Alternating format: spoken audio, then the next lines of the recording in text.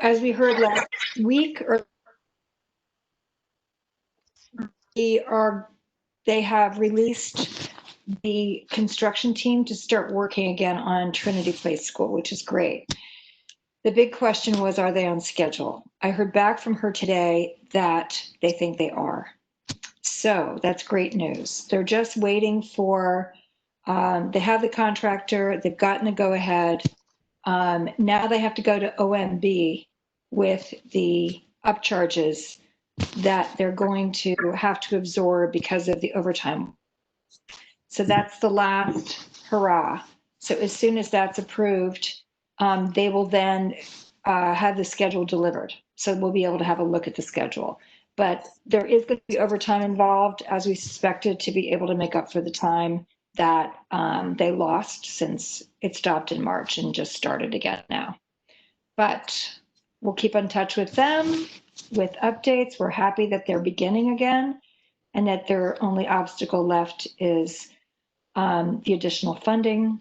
They do expect that that'll be approved. So I wanted to share that, see if anybody had any other questions on that item. I just want to say thank you very much for amazing news. This is Rosa by the way. Hi. Yeah, it's great news. I'm really excited. So, Trish, could you also, is there any way to also ask what's happening with Millennium? Because I know that construction has been on hold for quite a while too. If there's any way to find it. It has, and I asked them that, they did not know. But that, you know, I don't think that would fall into the same category because it's not, you know, so I would imagine that's more of a, you know, COVID related situation where they have to go through some hoops to be able to work on that while kids are in the building. But I will find out and I will get back to you. I did want to talk to you about one of the parts of the remote instruction discussion tonight was seeing that we have parents at a lot of different schools. I was actually really interested in opening up the discussion of how that's going at everybody's school. I've received tons of mail about different experiences people are having at different schools. I'm seeing a wide variety of experience, like wide variety of what it looks like at different schools. So many schools apply for the variances from the chancellor's initial plan. In fact, almost all of the schools in Lower Manhattan did. The Millennium was the last one to receive the approval on that. So I'm really interested to hear from the people in our committee. I will then share with you what I've heard from schools in other districts. And across the country, I spent some time reaching out to people I know in other cities as well, just to sort of help get some perspective on how things are going. And then if Katie's here, I guess what we could start by doing is just share some experiences and then maybe direct some questions to her and see if she's able to answer some of them for us, if they are DOE based, you know, answers. Trisha, she's going to be coming back in. She has some technical difficulty.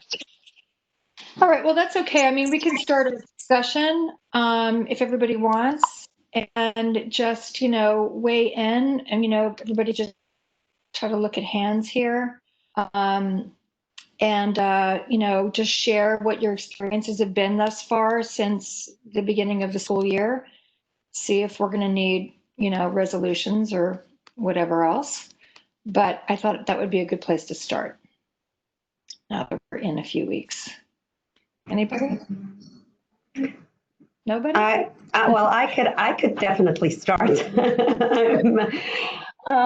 So I'll tell you exactly what happened with Nest, and then therefore what ended up happening because of Nest in Millennium. Okay. So Nest, their strategy was a very interesting strategy, which was freaked out all the parents saying, if we are going to do hybrid, you are not going to get Nest teachers. You are going to get other teachers. The chancellor said it. So the best way to guarantee getting your teachers is we do this model of basically a couple of hours once a week for the kids to go who chose hybrid to go for social emotional and for advisory.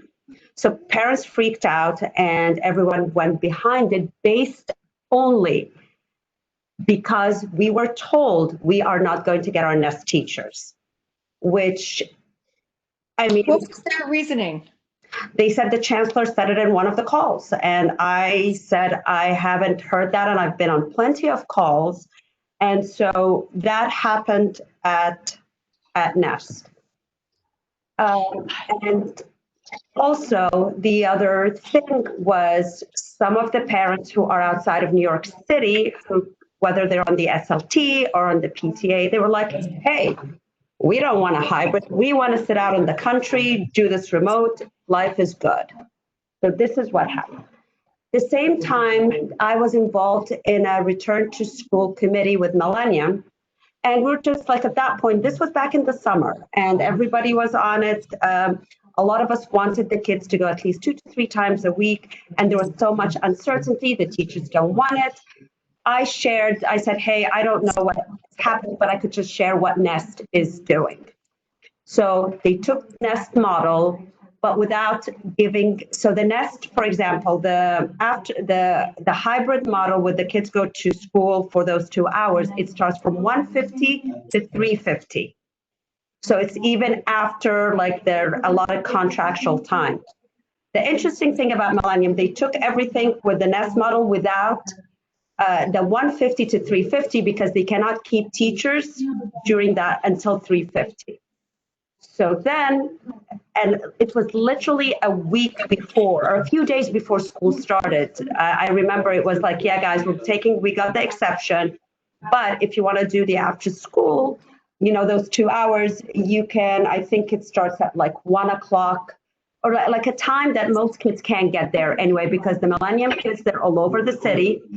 And some of them are in like, you know, whether in Brooklyn, they cannot make it at that time. So and we asked, can you do it at 1:50 to 3:50?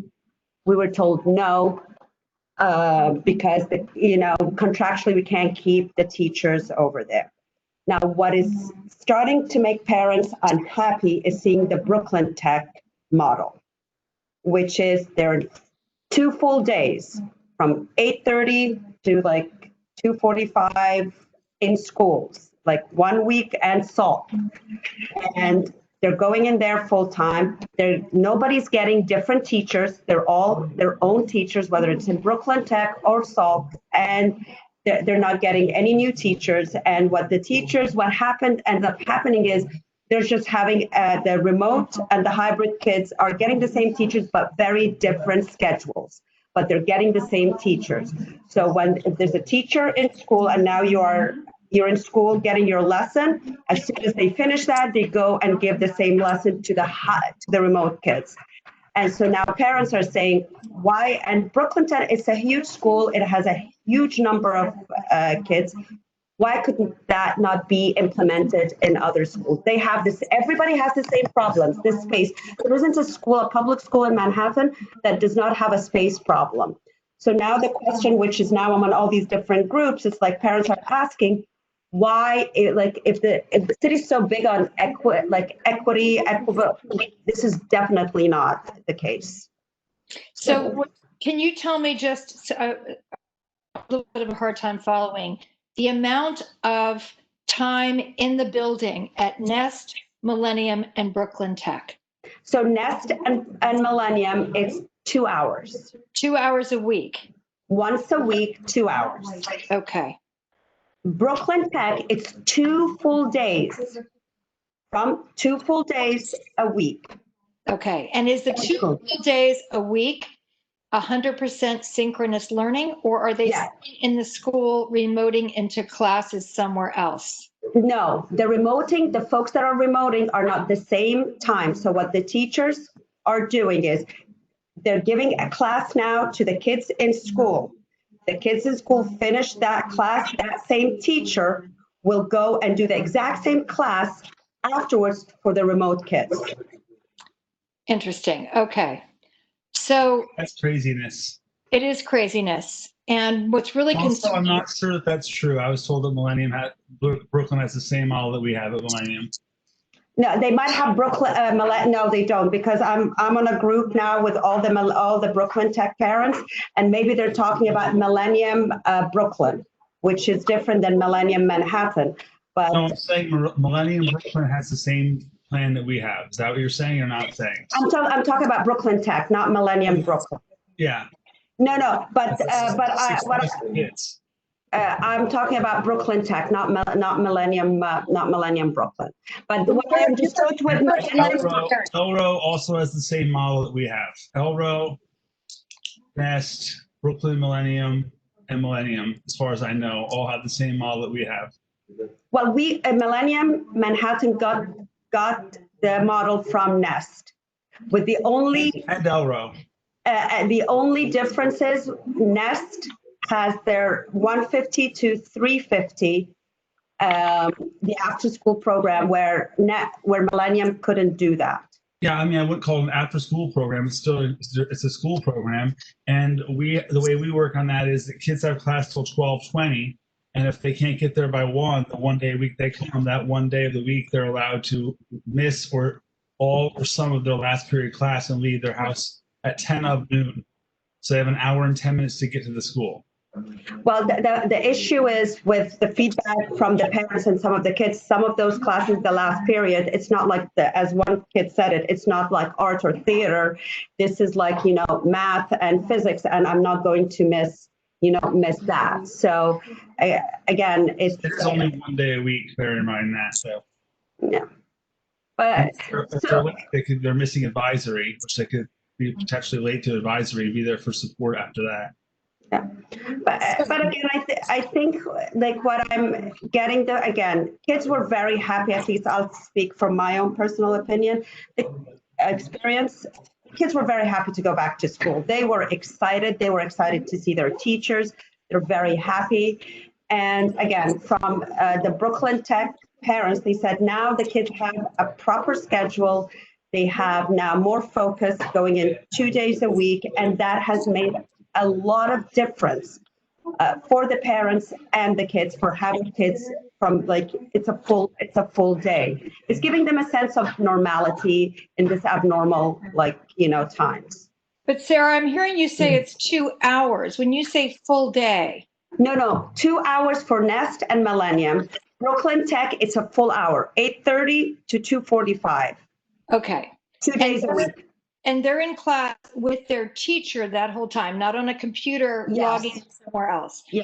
So can I ask where we are in I'm kind of concerned about where we are in the agenda. If we're talking about item 4. We are. Okay. It's really about the effectiveness of synchronous online instruction. And I feel like this is outside of the confines of this committee. And I don't see Millennium or any schools changing their model one more time. So I'm wondering if this is just for us not really a valuable use of our time, because we're not really talking about synchronous online instruction. We're talking about not having enough time in the building. There's 2 things happening here, Jeff, and it is the number one concern of at least the people that are reaching out to me in terms of youth and ed issues in our community board right now. So again, as we talk about, serving the community, this is like the number one topic, and parents are very concerned, some so much that they're considering leaving here. So I very much do see this as something in our purview, and it's something that, I thought was really worthy of a discussion, seeing that there are inconsistencies across the schools. And while I'm just saying it's not on our agenda. Our agenda says effectiveness of synchronous online instruction. That's not what we're talking about. We're talking about not liking the schedule the kids are on. So that was just that's an admin problem. The way that it reads on the agenda is what we're discussing right now. The study is something that is also something that was just a discussion item. But this potential resolution was very much on our agenda. and this discussion on, and we planned it actually in July to come back in October and talk about. So now that we're here, what does that look like?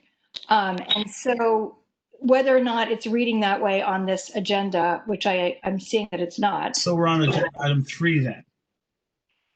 Yes, it is more like item 3, but it's still not described exactly the way I would.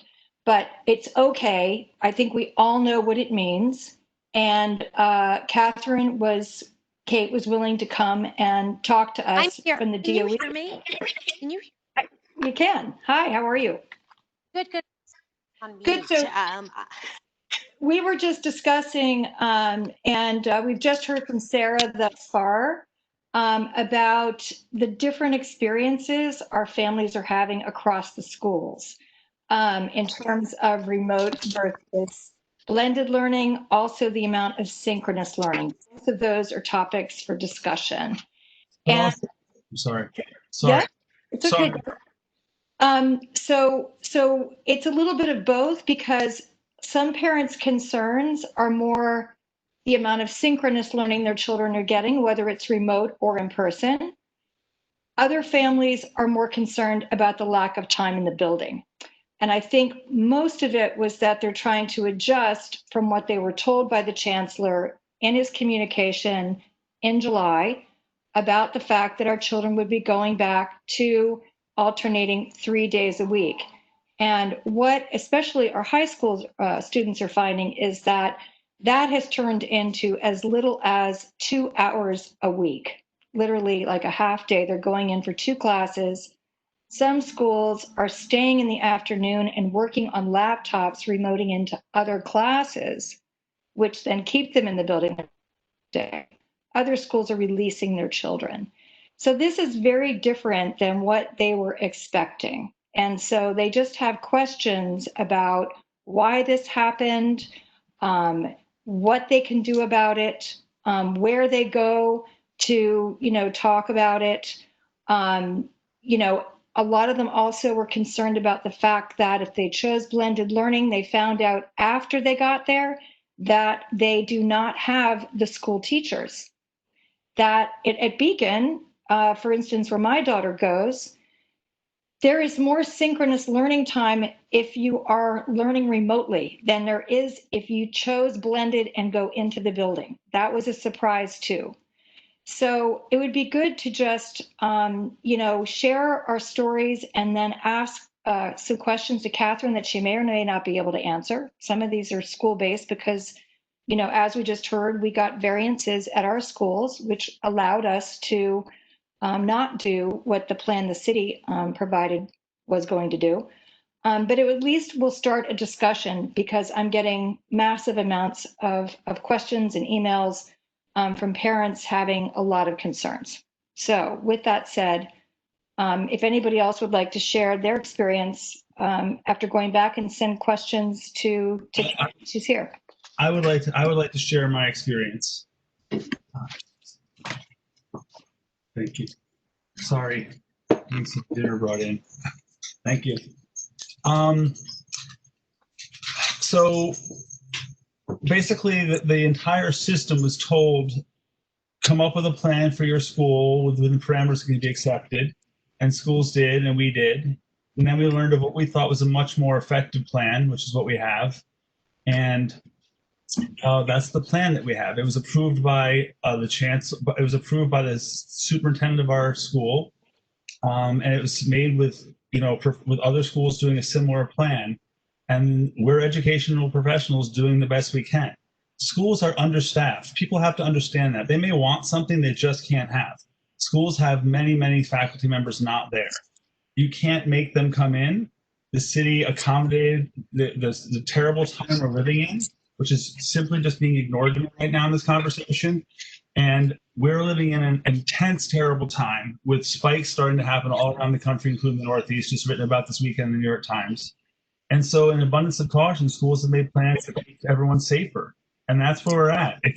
There literally is no way to go back on it, because the UFT and the city agreed to provisions where faculty members could file paperwork to be off-site. And the average school is well into the 20%, if not above 30%, of faculty not on site. So you simply don't have the people there. Those of us that I'm in school every day. Those of us that are there are doing much more work just in the 2-hour afternoons, moving kids around, just to have kids be there. And we have a very small population of kids coming to our building each day. So there's just realities here that are just counter to what families might be calling and complaining about. There's the reality of there's just so many humans in a building that can do the job safely, and that's where we're at. And so it's, to me, very frustrating as a teacher to hear this, because we're working really hard to learn new platforms, new technologies to do things better. We're offering from 8:30 to 12:20 straight synchronous instruction with a 1/2 hour break. Everyone's had to learn how to do that. And we did that so that when the schools start closing, which I think is a when, we can pivot directly and lose nothing. All of a sudden we'll go right to, you just don't come in the afternoons. And if that doesn't happen, that's going to be great. But if that happens, we're all set. And the old model we had that many schools are laboring under right now, they're going to have a hell of a time moving to full online synchronous instruction, which is what we offer. All of my classes are online synchronous instruction every single day. And that's what kids at Millennium are experiencing. So that's where I'm at professionally, and I guess a little bit personally bleeding into that. And I just wanted to share that. Okay, Dennis? I could probably add on to what Jeff is saying. I mean, I'm up in Washington Heights. It's a lot different up there. Just really quickly, 60% of my staff is currently on medical accommodations, and 72% of my students are remote, which is also meaning that we're still having to go into the building. I'm currently, I'm a 5th-year teacher, but I'm being treated as a babysitter because I'm currently just sitting in classrooms right now, watching over kids as they zoom into their classes while their teachers are teaching them a lesson. So I am right now basically, in my opinion, I'm completely being disrespected as a professional and being just treated as a babysitter. So there's that happening. I think that this entire thing, our mayor and our chancellor have lied to everyone, and have lied to not only the teachers, but have lied to the parents, most importantly. The parents were the ones told that they were going to be given a lot of time of synchronous learning or in-person learning, and that didn't happen. And all of a sudden, they turned around and they said, never mind, when it comes to the blended learning, you're not going to be getting synchronous learning. You're going to be just given assignments. So I think that a lot of people have been lied to here.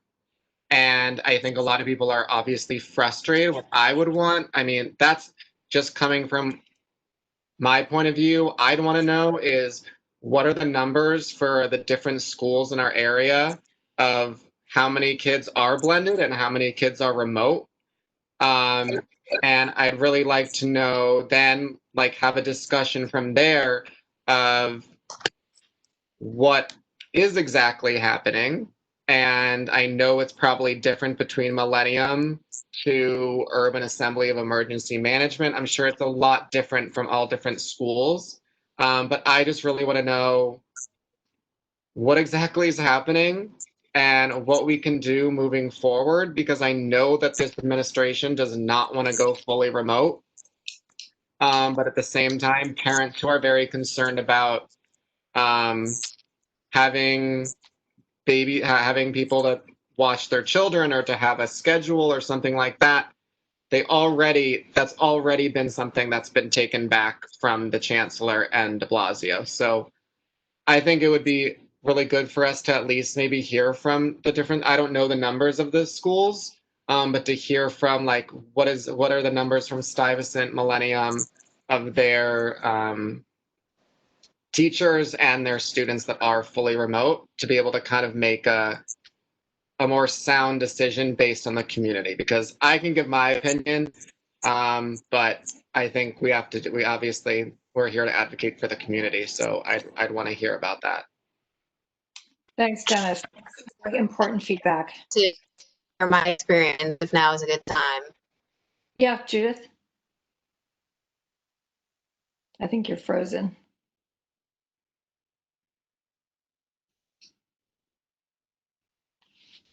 Or maybe I'm frozen. I think it's her. And We'll wait, Judith. See if you can move around to a better spot. My point's very quick. Okay. Nope. Who wants to make a quick point? Was that you, Sarah? Hey, Sarah, yeah, just very quickly. There are two families on my hallway with multiple kids. They started school here and then they went back to their country homes. It did not work for their children. The group was, both groups were in elementary school, and they were it so didn't work for their children that they departed. I don't know if they're learning remotely or if they are indeed, and they're both in New Jersey, or if they're going to school out there. I have no idea. But I see parents, like every 2 weeks, one of them will come say hi. And I'll go, are your kids okay? And they'll go, oh yeah, so much better. I don't want to pry, so I haven't asked more. Anyway, that's my input. Judith, are you with us? Yeah. Can you hear me now? Yeah, it's better. Okay, hold on.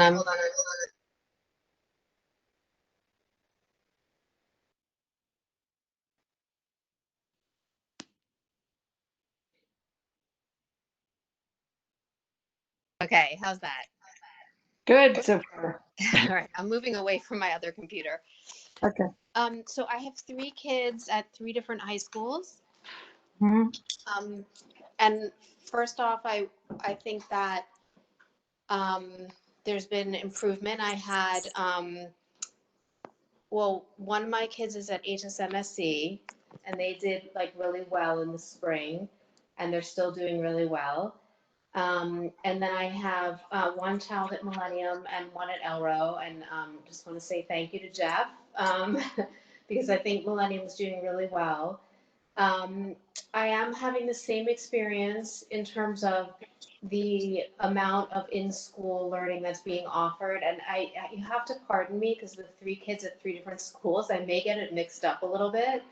But it's basically like the one at HSMSC goes in one afternoon a week just for like advisory, it's what you said. It's like the 2 hours for advisory. And Millennium is what is that? My 2 of mine are freshmen. So at Millennium, the freshmen go in Mondays and Fridays, which is great because I'd really like my kids to meet people. The one that goes to Millennium knows a bunch of people, but the one that goes to Elro knows one kid. So it's a tough way to start out freshman year. And then the one that goes to Elro was kind of a crazy story because the teachers kept getting exceptions or whatever it's called, up to the last minute. So part of the reason why my husband and I got really confused is because every school changed their model so many times. So you got an email in July and it's not their fault, but circumstances changed and they had to adapt. So Elro at the last minute, 50% of the teachers got exemptions to be home. So then they sent around an email saying, it was the day before school, we're not going to have blended learning because we have too many teachers that are home and we can't accommodate blended learning. So then, of course, my husband and I said, well, we asked for transparency because, and I think, that's something that we should talk about is transparency. And if we're going to do a resolution, maybe it's what are the rules? Because I think, when I got that email from Elro, I was like, really? You can just say we're not doing any blended learning? Anyway, they worked it out. And now my son is going 2 of every 8 days. So he goes 2 days in a row and it's 10:30 to 12. But if I'm not mistaken, all 3 kids are not going for substantive classes. They're going for advisory or something, which I'm happy they're at least going and they're seeing other kids. And that's really important. And the other thing that I'm happy about is that school is starting at 8:30 or 9 a.m. and it's on structure. Like that has made all the difference in the world. And I know that, you know, that sort of continuous structure is like not what some of the elementary schools kids are getting, as I'm hearing. So I think that, you know, is another thing that we need to think about. And then the last thing I would say is that in terms of clubs and PSAL, so like I have a couple of athletes in my family, and there's been like very little transparency on what's going on in sports. You know, like we got the permits, but the mayor hasn't allowed it. And like the one at Elro is at least having clubs, which again, you know, I've got 2 freshmen, so that is important. So Elro is doing clubs. I do not think the other 2 schools are doing clubs. And you know, that would be great. So, you know, again, I think we're all sort of having different experiences. You know, things are changing quickly. I think, you know, transparency is probably what we should be looking for, so that, you know, we can make sure that our schools are sort of living up to what they're required to be doing. I don't think we know what they're required to be doing. Well, I think we just have a different, you know, situation in that the schools that I think a lot of referring to that maybe aren't in the New York City public school system, that are 100% in the building, have a different situation with their teachers. And I know my sister's family, those teachers are told to go to school. There was no option not to, which, you know, they have a worse situation than we do with COVID. And I think that's obviously not where we want to be either. So I think you're right, Judith, in talking about transparency, which is why I wanted to have Katie here. And maybe this is a good time to break and let her speak. And after hearing some of these things, Katie, that you've heard, just sort of, you know, give us an idea of what it's like to be at the DOE right now, and maybe, you know, help us understand why we're here, and, you know, to some of the parents' concerns about, you know, hearing one thing and then learning that once they got there, it was really quite different. Oh, Trisha, I'm sorry. Can I just add one more thing? Uh-huh. So the, you know, obviously, as Jeff mentioned, it's certainly possible or maybe probable that at some point, you know, blended learning will get canceled altogether and we'll go fully remote. Like, I think that it would be great if the schools had some plan in place for that to happen. So in other words, if the entire schedule has been created around having 2 hours of advisory, you know, whatever, from 1:30 to 3:30 in person, you know, to me, like, I want to make sure that, like, if that's canceled, like, that doesn't mean now that the day is only half day because in-person learning is over, you know? So I think that the schools really need to plan for that eventuality.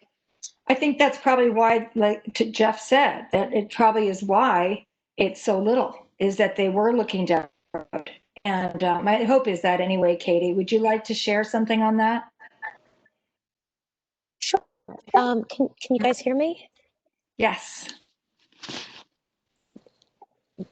I'll take that as a yes. Okay. Yes. I'm sorry, my video is not working. It's saying that my bandwidth is too low. I can, oh man, the phone number stuff. Well, we can hear you, so that's. So I stories in for. Yes, there you are. It's a bit choppy. Okay. So sorry.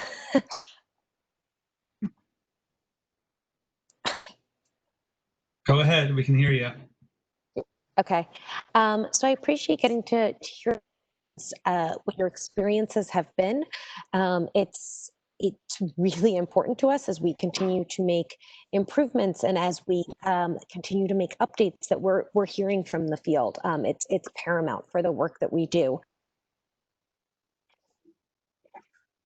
Appreciate having the chance to come and speak to you in these forums, and it's things like this that we kept hearing from the spring, that there needs to be more pieces. We came to figuring things out with the unions over the summer, and that included all of the health and safety negotiations. It included what the changes and we were making to our school schedule would look like. But then one of the other pieces that we knew had to be part of this was the synchronous instruction by grade band and with minutes that are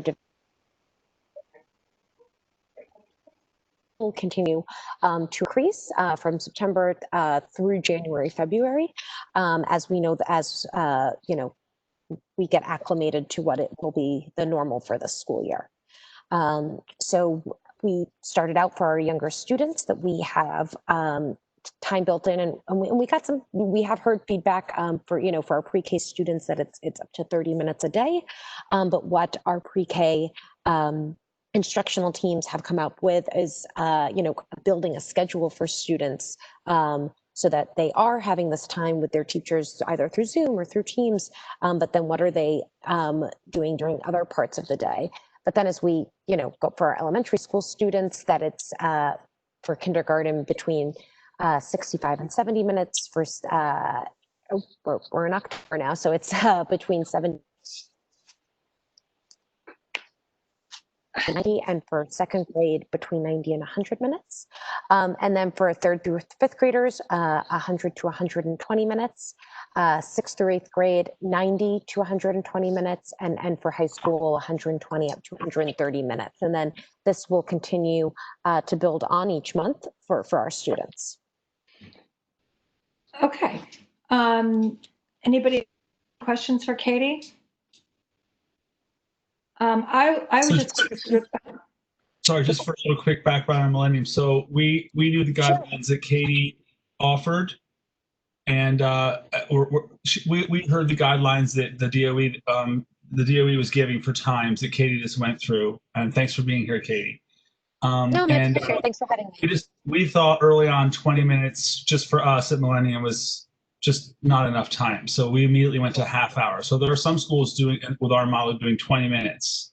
So we went to half an hour right away, and that's still tight, but you can get a lot more done in a half hour than 20 minutes. That's not a critique of the DOE or anything Katie just said, but just a point of information about Millennium. We could have been at 20 minutes. We went to half an hour.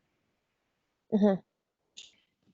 So Katie, help us understand. I mean, the teachers understand this better. And again, this isn't about criticism. This is just about, it's a combination of transparency, consistency in information, and expectations. I think that oftentimes when you get the feedback from the parents, that the feedback is devoid of that teacher administrator experience. That's a given. Okay. So what this is about is really clarification of some things, because they are hearing about schools that have 100% synchronous. And so their questions are, why can't New York City deliver more synchronous learning? What is the problem? Would it be better? This is what I heard the other day.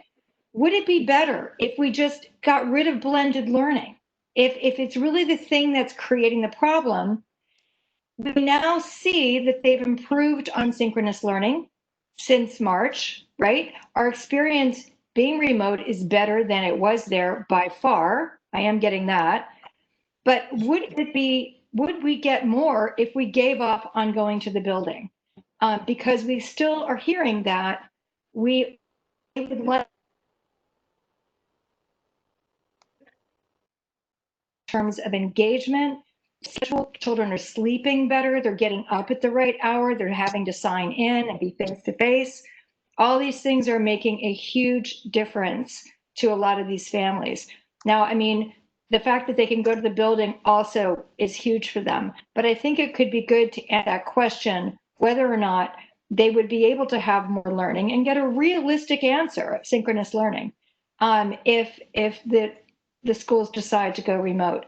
I think it was a big surprise, and it's the last thing I'll say, that some of the students who chose blended learning ended up getting less synchronous learning than those who were remote. That is exactly the opposite of what they thought was going to happen. So I'd love to hear you on that. So can I just say one quick thing that Katie can maybe clarify, which is in our community, which is who we represent, I think you might be right that there's a better experience of synchronous learning. I know that we've all gotten better at Millennium at it and worked hard at it.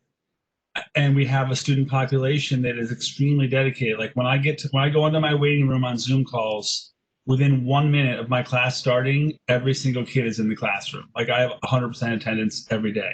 And I count my blessings for that. I'm sure that Katie knows a lot more about the whole system. And I would think that the system has incredible inequities across the city where kids don't have access to reliable Wi-Fi. I have some of my students who don't have the same means as others, definitely don't have the same Wi-Fi, and they're much more stymied by meetings, even in the world of Millennium. So I think the whole system's trying to make choices. And I think that we live in a very privileged community.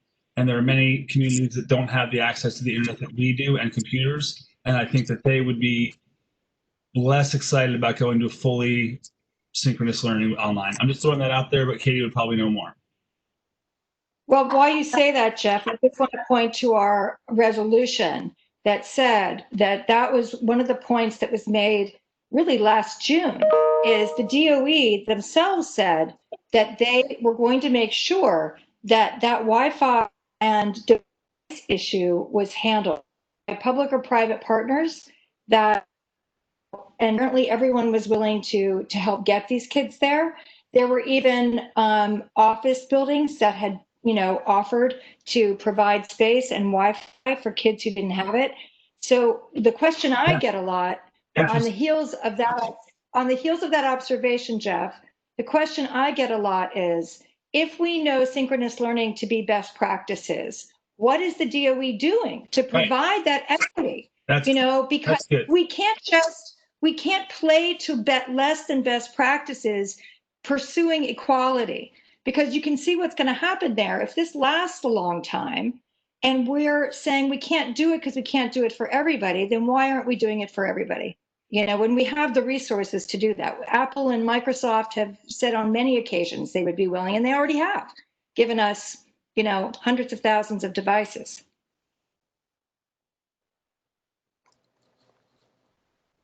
I could jump in. Did I freeze? Yeah, please. Okay.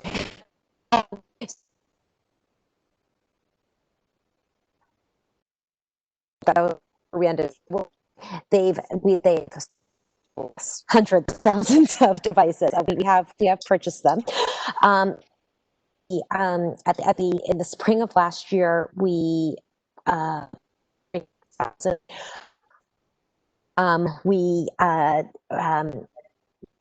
distributed another, I believe, 150,000 plus Chromebooks. And the mayor made an announcement last week that we will be distributing another 100,000 iPads by the end of the month. But there are supply chain issues, and we are getting the lion's share of the supply across the country right now. There are not getting devices, and we are getting close to 500,000 devices, but we are waiting on those. It is almost impossible right now to get a Chromebook, to order those. But so we had intended to shift devices to schools, but have their additional support for that. So families and students that are still in need of devices are able to log on, and I'm happy to share the link if you know of families that are in need of devices, but that we will still be providing those. As for the connectivity issues, we were very grateful to our partners and internet companies that supported us through the spring. Happy to share language, because we have asked community boards, we've asked elected officials to lobby on our behalf, because not all of that was not continued by everyone through the fall. And so we know that we do have students and families that are having connectivity issues at this point in the year that may not have had them in the spring. And that's, what we are working diligently on. All of our iPads that we do have, that we are connecting for our students are LTE enabled so that they do not have to work off of a Wi-Fi. But we're, like I said, we're still working to distribute those to students as we've been trying to close that need gap. So I think one of the biggest things that we've come up against working on is that so much of our work prior to this was about compromise and finding a middle ground where it's a bureaucracy. And one of the things, just to be, like we said, this is transparent and to be transparent with one another, and I appreciate your feedback, but to give the same courtesy to you, it's been tricky, because what we have found is that there isn't always a middle ground with a lot of these issues. It's that people are on one side or the other. I think about our grading policy, that people were saying, and this is not the time for grades, that students are coming, that they are showing up. It should be pass fail. Then on the other side, there are people saying students have continued to work hard. A pass fail doesn't, that's not going to show all the work that they've done. And we tried to find a policy that was in the middle, that was a little bit for our high school students, did still provide grades to ensure that they're, as they are applying for post-secondary opportunities, that there's, that wouldn't become an issue. But if there were students who said, hey, you know what, I did my best, but this wasn't where I had been previously, we gave an opportunity for students to have a credit, and that would show up on their report card. And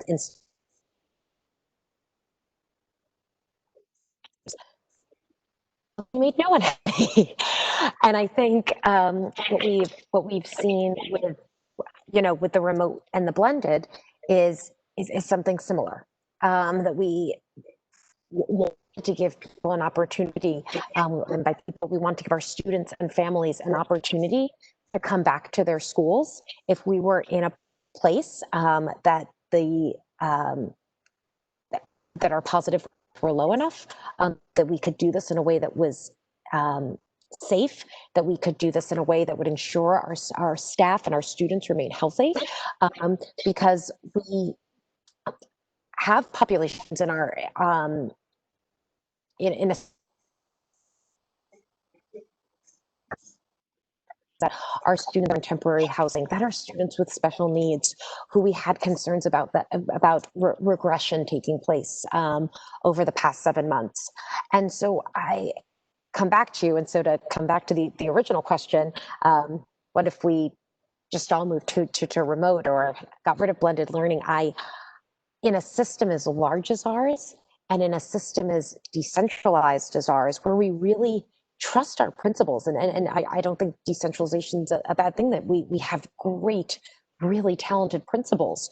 We say, you know, your school community, you know, your students, you know, your staff, that, you know, what would be best for you. In a 1,600 school district, I don't think a one size, you know, fits all would be best. So that's where we are right now. I appreciate, and I am the ingenuity and the thoughtfulness that has gone on to the programming that's happened. I can empathize, and I'm sorry as the number of times that we've gone back to the drawing board, and I appreciate. But I think what we've heard and the feedback, you know, when we've been in school and seeing students happy to either face action, and we appreciate that, you know, still going with the when we are remote, the changes and the adapting that teachers have done to make that a success as well. Okay. To that point, Rosa, to that point, who's talking? Rosa. I just Okay. want to Go ahead. counterpoint, if I may. Of course. My son is actually at PS 150, and we are enrolled in the blended learning, where we go for, you know, alternating between 2 and 3 days a week.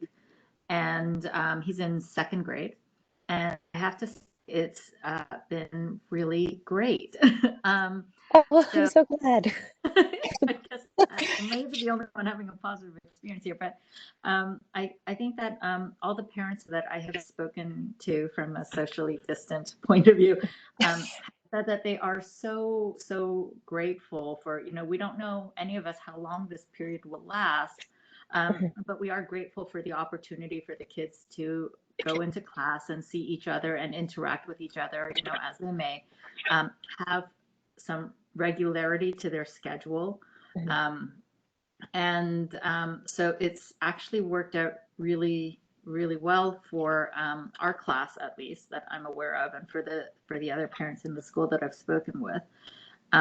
We do have, or at least I know I have significant concerns about what happens in the school because there's been no communication about the planning of, let's say, 2 bodies within our 200 body school building do get coronavirus, which to me frankly seems an inevitability.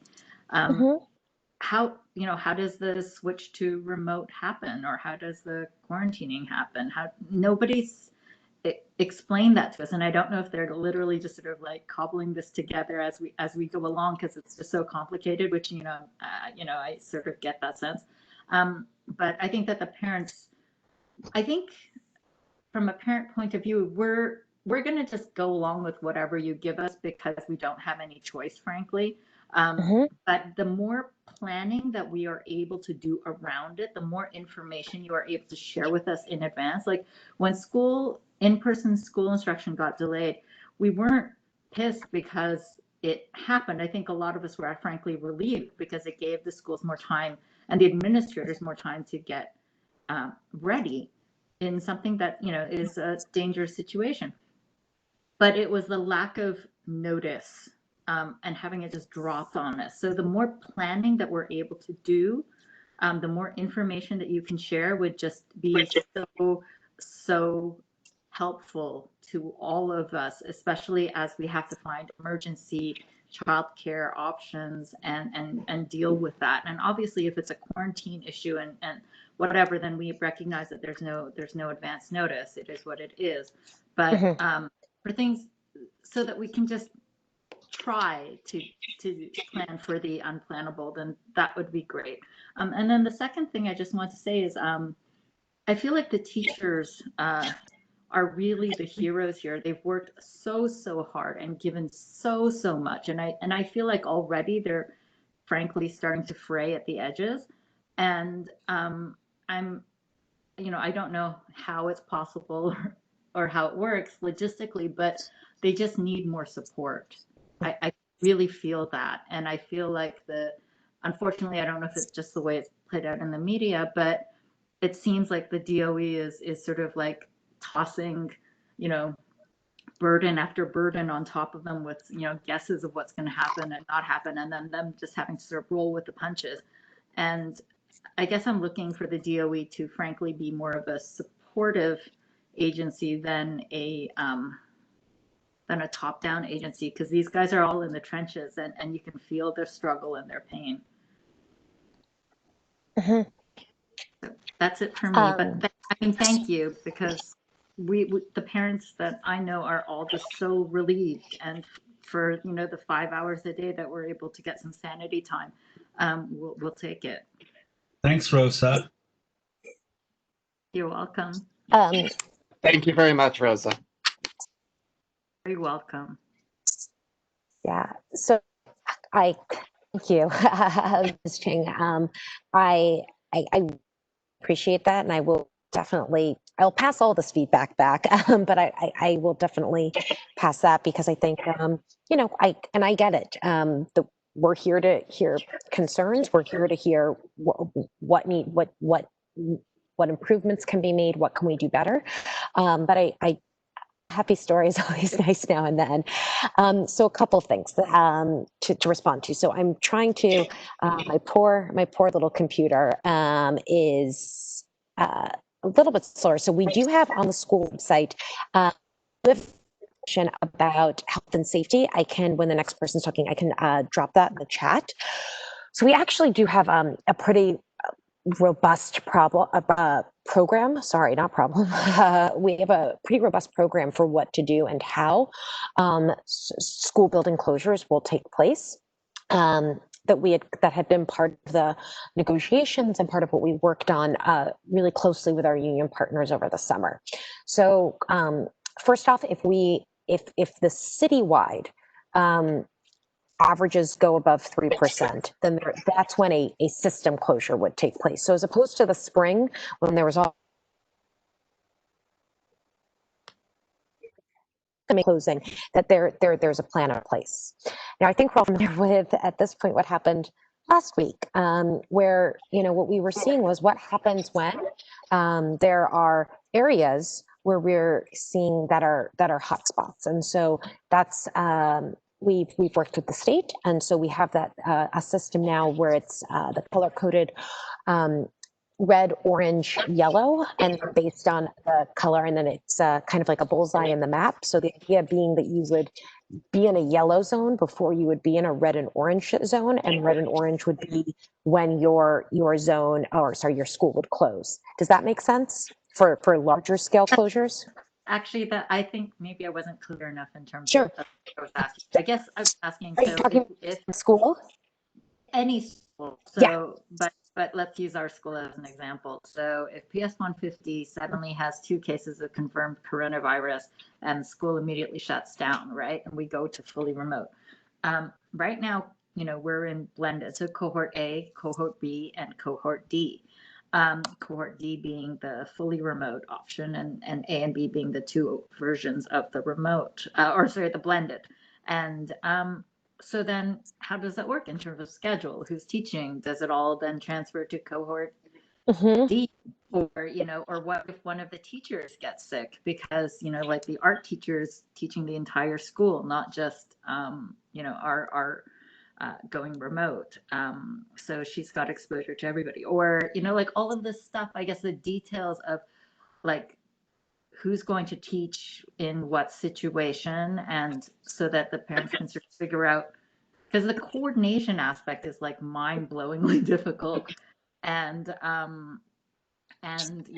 it's just, it is so as you're talking about it, it's funny because I was sort of laughing in the background because it is so complicated and so specific. I guess as a parent, it would be nice to have some discussion and upfront sort of warning of, okay, this is what's going to happen in situation A, this is what's going to happen in situation B, so that you can sort of prepare again for that and sort of smooth the transition for your kids. Could I step in for a second? Sure. So for also this, Trisha, you should be sure that I'm not stepping on toes here, so let me know. But I feel like that question, with all due respect, Rose, and obviously I really appreciate the compliment you gave teachers, is a little bit out of the purview of what we're trying to discuss, and we have a pretty huge agenda. But I can say from what I know that no school, there's definitely not a system-wide plan for what would happen if half a staff got COVID. I don't think there's a real plan for that. Schools have been given a lot of freedom, as Katie was talking about, which we definitely appreciate. And it's a big fear every one of us has. I have it literally on a personal level each day, being like, I've been healthy and I've been tested multiple times and I'm good. But like, if I did get really sick, I'm like many teachers, I haven't planned out. I have lesson plans for my curriculum for years going back that I every year update, fix, and make better. But I haven't turned all of them into 30-minute lessons with 20-minute homeworks, which is the new model we have this year. Previously, Millennium model was 50-minute classes and maybe 30 minutes of homework. So we're trying to cut 80 minutes of learning experience down to about 50. And that means every day I adjust a PowerPoint that I use and put it into something called a Nearpod and fix that thing up. And that's not done for like much past this week. So if I got sick all of a sudden, there's going to be issues. So I guess the short answer is no one really knows. This is an unknown that I don't think we can really answer right now. I just want to say that for my point. I'm sorry if I don't mean to be rude at all. I'm just saying I feel like that's not something we can totally answer or really have much of a discussion about fruitfully right now. That's just my opinion, throwing it out there. I think that you're absolutely right to bring that up, Jeff. And I think it is part of the discussion. It's a very legitimate part of it. And I'm so happy for you, Rosa, that you're having that experience. I think, 150 is a one class per grade school. And, that's one of the things that I wanted to bring up is that, why I wanted to have this discussion today is that people are having a lot of different experiences. It's important to talk about the good, the bad, and the ugly. I think it's really, we should all be just open, again, not criticism, but we just want to have these important discussions. And Jeff's shows us how tenuous the situation is and how much the teachers have put on the line, how much faith they've just thrown into this situation, as has the DOE. So everyone's doing their best, and we hear that. I think the parents' concern, they just want some understanding about, and again, I think it was to Judith's point about transparency. They want to know that core standards are going to be met. Focus hasn't been on that in a long time. And we've been in a state of just survival since March. But now we're talking about 6 months, 8 months, a half a year as a junior in high school. Like, are we, is that also on the school level to make sure core standards are met, especially at the tough schools where they don't have great attendance. They don't have that connectivity. Are we graduating kids? Are there going to be, what is the DOE doing to make sure these things are happening? And that also, I'd love to hear at that same time, if you would, Katie, Dennis's point about how teachers are not teaching and they're sitting in those cohorts. I'd love to have an answer to that too. I meant to ask earlier. Sure. So I'll start with, I just want to finish up about, sorry.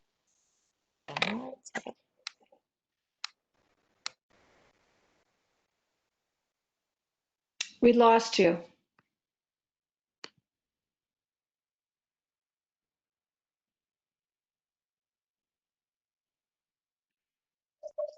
There you are. Katie, you're muted. Can you help her, Jeff? There we go.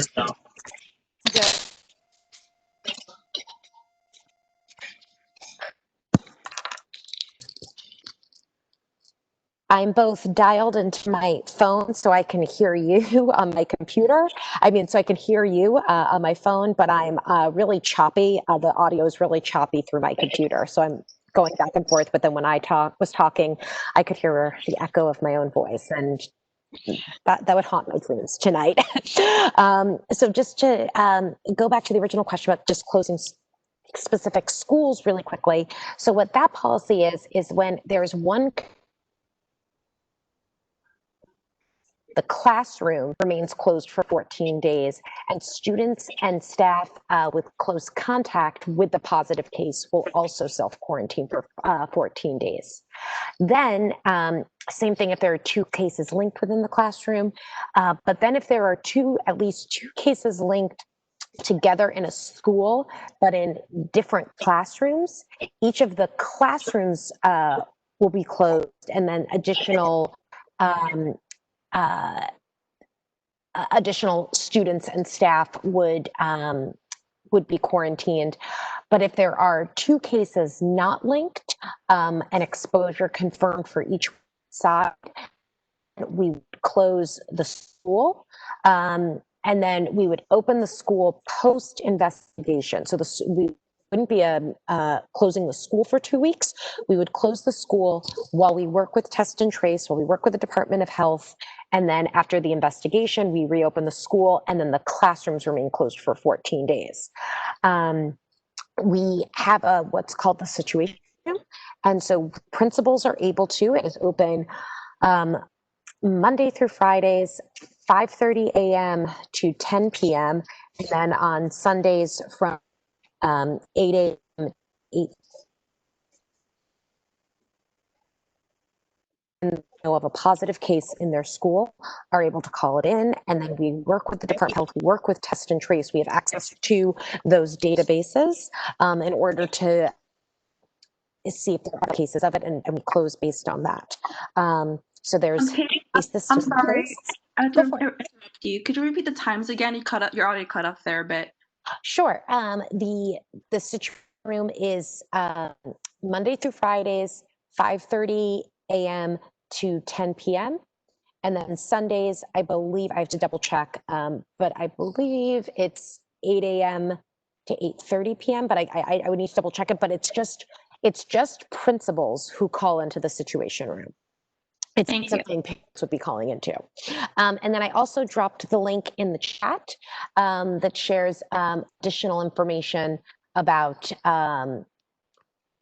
school closures, testing and tracing, et cetera.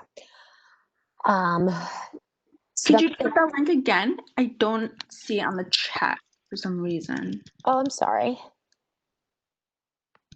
I sent it to all attendees at 7:05. I can try again. Help us there. Do you see it?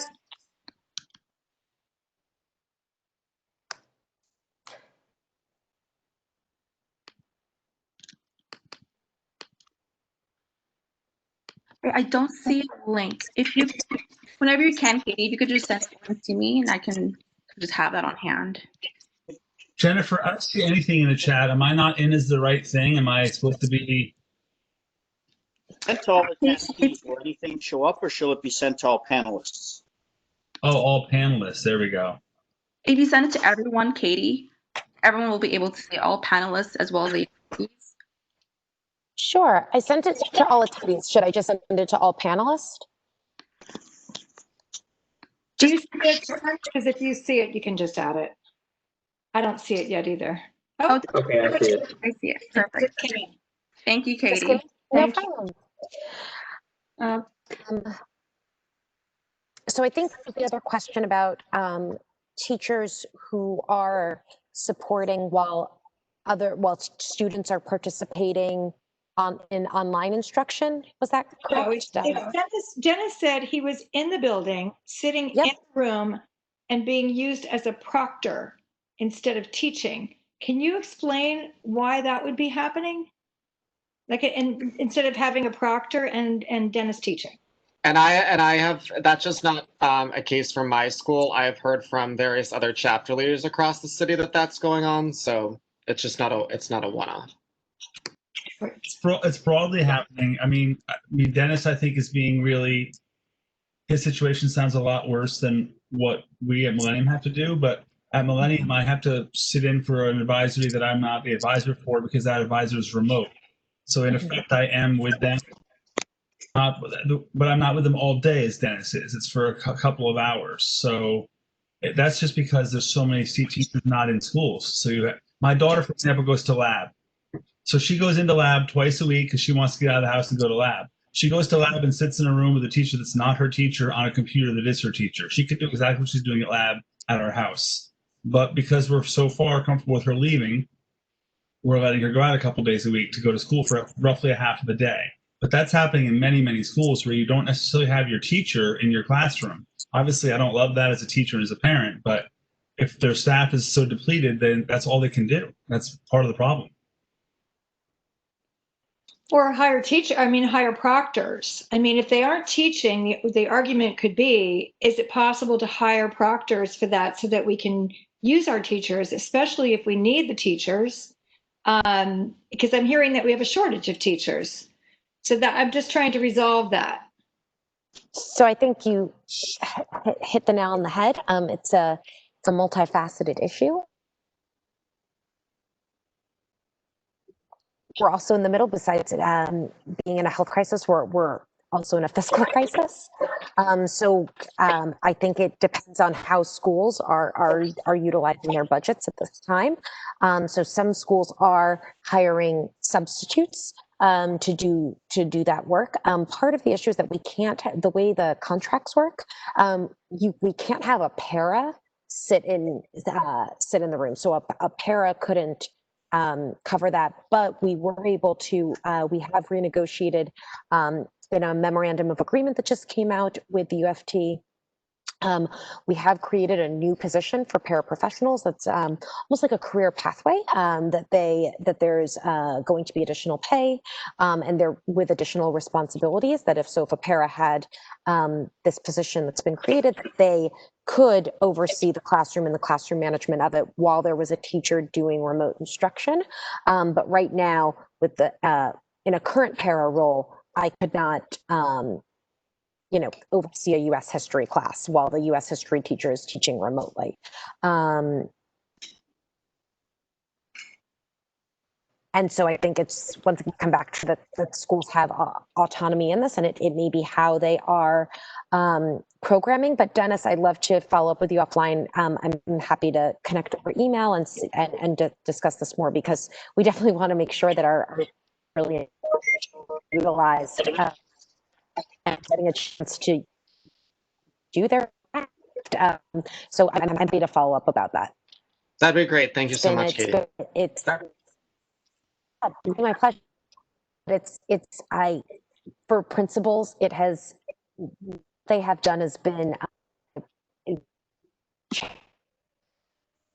to get their schools program during this time, with the moving pieces of teachers being able to request accommodations, and the pool of teachers who are able to opt into accommodations being more than initially anticipated. Right. Trish, I had a question. The core standards, what is the DOE doing to ensure the core standards are still being met in a time like this? Yep, I'm glad. So, and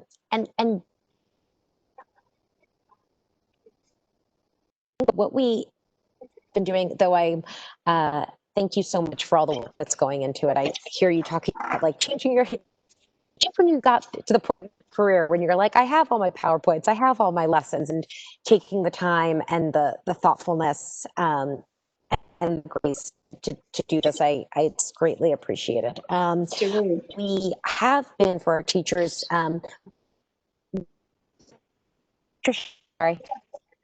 Say it again. Sorry, I thought you had said something, Tricia. I thought you had said something.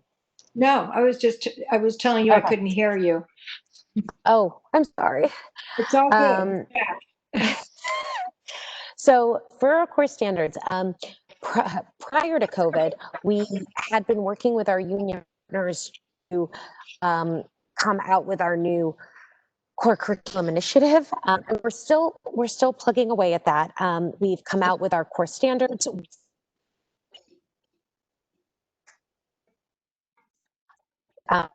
Students should be at different parts of the year. And we've also been creating what we're calling model Google Classrooms. So one of the pieces of feedback that we received last year from our staff was when we had been putting up PDFs of lessons, that they said, these are good, but how do I use them? Because we're so used to paper and pencil. And what if, we don't want students just printing things out. So we put them into Google Slides, which our teachers have said are better for putting into your Google Classroom. And so all of these lesson standards aligned, follow core curriculum, and we've been trying to put out other additional resources for staff, so that they can focus on the how they're teaching, and we hopefully can provide resources and supports that are the what you're teaching. Okay, great. And is there a mechanism in place to make sure the kids are meeting them?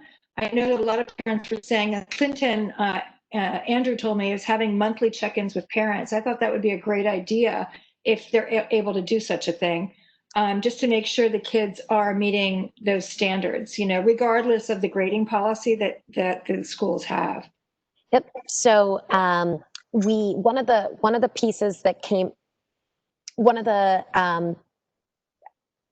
we negotiated over the summer was a regular parent engagement time of the schedule every day. So every schedule should have a half of family engagement, and there's really a ton of flexibility with how teachers can use it. We're meeting with some recently that we heard, some were using it for troubleshooting, for tech issues, to how do we get up and running. But we heard some teachers say that once we get over this hump and this has become our normal, that I can utilize either for help a student, or I can use it for progress check-ins for parents, that it's really flexible for how staff can use it. And we're glad that they have that time.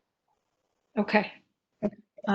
Who else has hands up here? So there's two members of the public who wish to speak.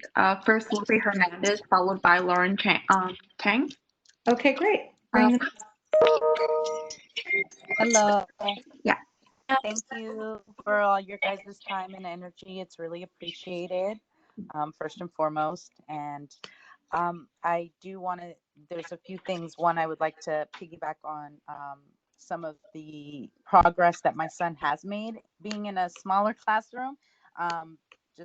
He is a child on the autism spectrum, but we are in our local public school in an ICT classroom. So having 9 kids in his class, I think, has helped him a lot. Socializing is one of those things that is very difficult for him to socialize with his peers. This predicament, should you say, is actually working in his favor, being that he only has to interact with the 2 adults in his 100% para. And that actually has benefited him in some way. However, even with the wins, I'm taking them as they come. Believe you me, these are strong wins for us in our family. But I am a bit concerned because he is on a blended in person. So he goes on Tuesdays and Thursdays. On the days he's home, we get 0 live instruction. I'm not sure how it's kind of come to the conclusion that each school and each principal has kind of had to make shift what it is and how their teachers are doing the remote side of blended learning.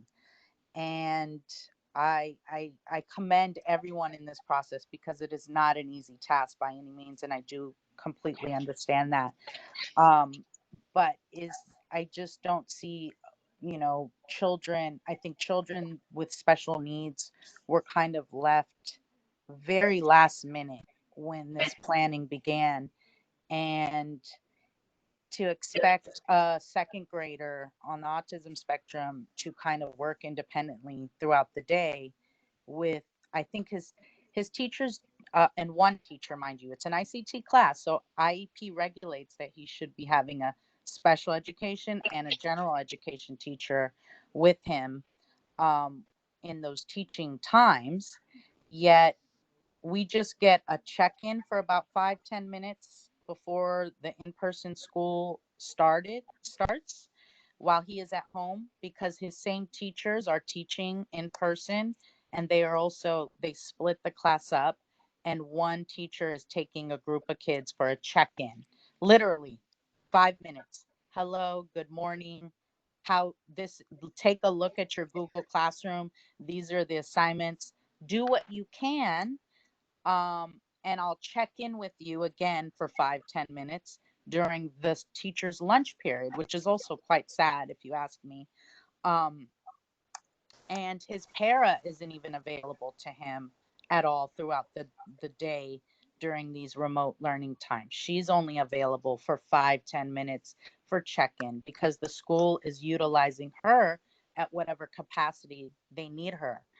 We've had scheduled meetings with her and she's had to reschedule because she says she has to do PE with a class. I just don't think this is fair. At least, I mean, and I can speak for my son as an advocate. It's not fair to him, but I mean, it's just not fair for these teachers as well. I'm also very concerned at the protocol for testing because even in 2 weeks, my son's para was not in school on Thursday. And I just thought maybe she was doing a training because they've done that last year. They had a sub for him, which was great, but she wasn't in school at all on Friday. And so today, when she wasn't in school, I was a bit concerned. And I was finally I was told that they were awaiting test results. And I don't think our school hasn't decided they haven't started the random testing at our school. So this is obviously an isolated incident. And when I asked the principal, it didn't seem like they were too concerned, which I just don't think I don't know why they weren't concerned. But it's been a week since he's been with her, and I just don't know what is the protocol for a family to quarantine with somebody that's been in contact with somebody else that's possibly been in contact with a possible COVID case, and how this is going to be handled. Sure. Sorry, I took myself off video because chat, there was a helpful comment from someone that they said I was breaking up a good bit, and it may be easier to hear if I wasn't on video. Is this better? Yeah. Definitely. Oh, yes. Oh, I'm sorry about that, guys. My apologies. So it's Ms. Hernandez, correct? Yes. Okay. Hi, Ms. Hernandez. So a couple of things. So I thank you so much for sharing, and I'm so happy that there are wins that you can celebrate. In my past life, I was a teacher and I taught in a special education ICT class, and I had students who were on the spectrum, and I think one thing that we think about, and we've discussed at Central, is that yes, many of us have been teachers, but none of us have taught through this. And I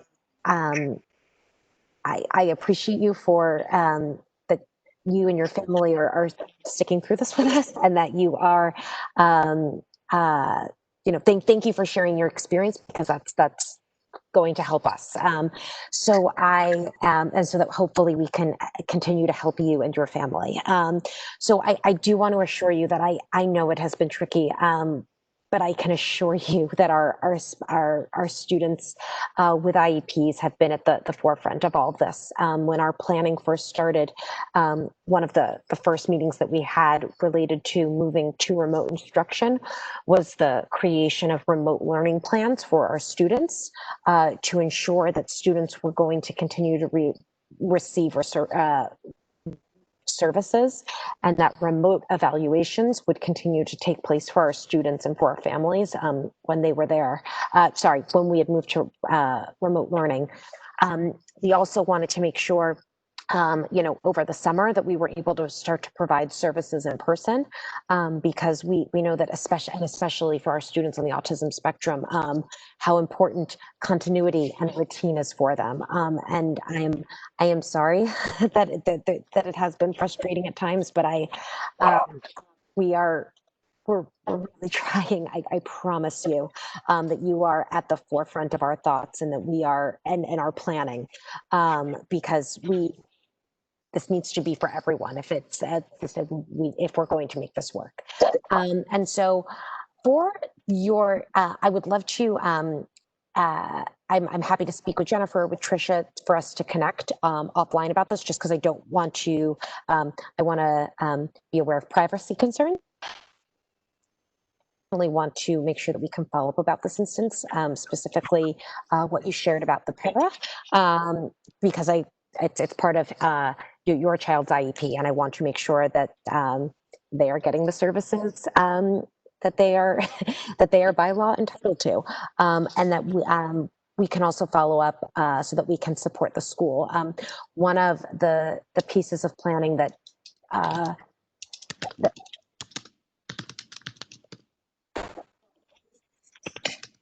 partners just once again for transparency was that, how do we make an ICT class work in this experience that none of us have ever done before? And so, and I think sometimes it takes a little bit additional support, and we'd be happy to offer that to make sure that we're all clear on what the expectations are. Yeah, that'd be great. I really appreciate that. That'd be my pleasure. So I can make sure that we share information offline, so that we can follow up about that. Thank you. Thank you. My pleasure.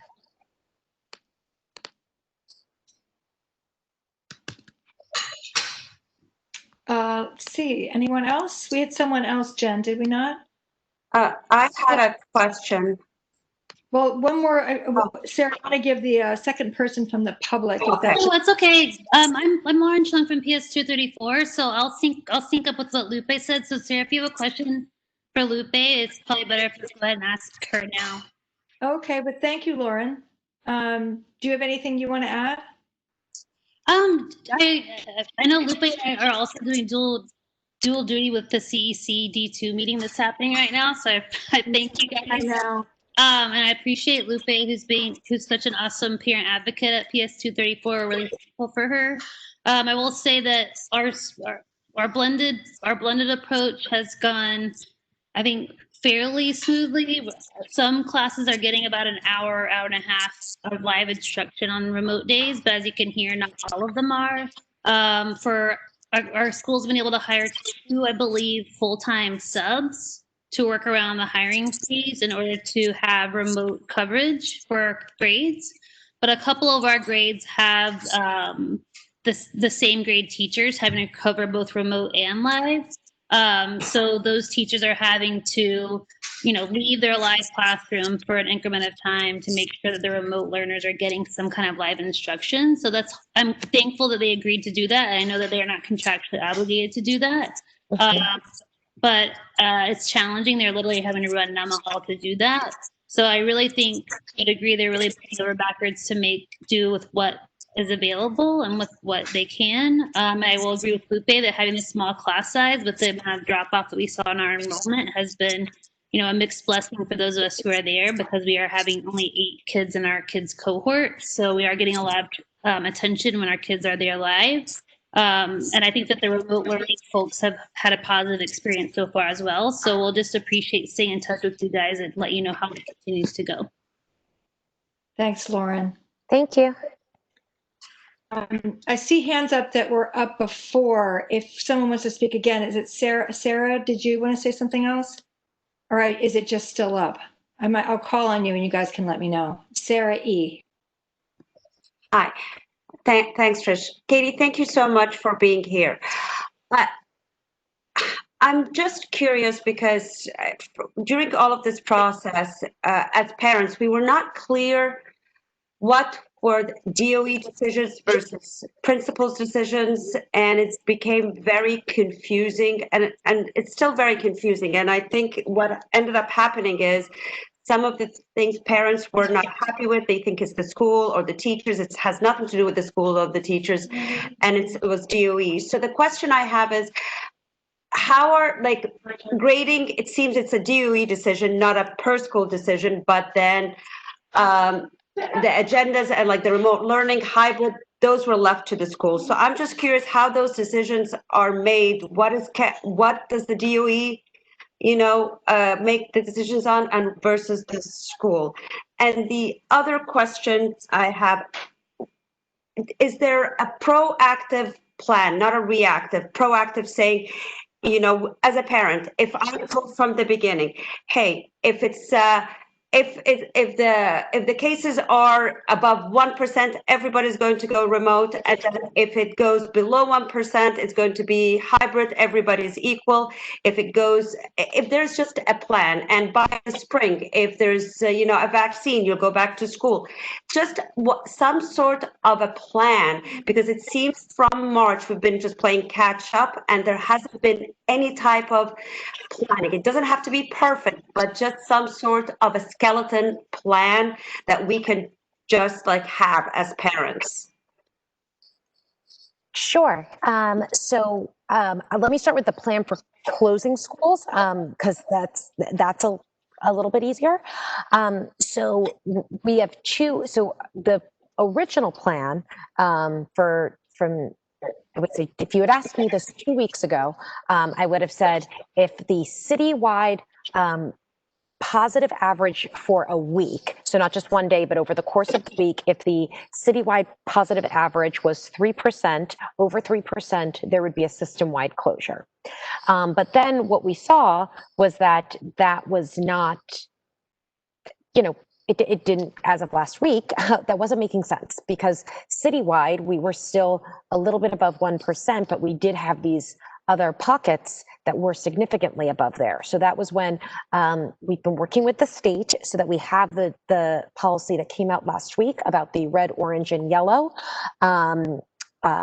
areas. And so based on that, if your school is in a red or an orange vicinity, and it looks almost like a bullseye, if your school's in a red or orange location, that those schools will be closed for 2 weeks, and then it will be reassessed to see where the positive rate is after that. And if they're in a yellow, then they would be at risk of closing. So you would know if you were in a yellow rate, if it was possible, if your school would close. Sorry, but what about if kids live in a red zone, but they go to a school in a green zone? How does that work? Great. Don't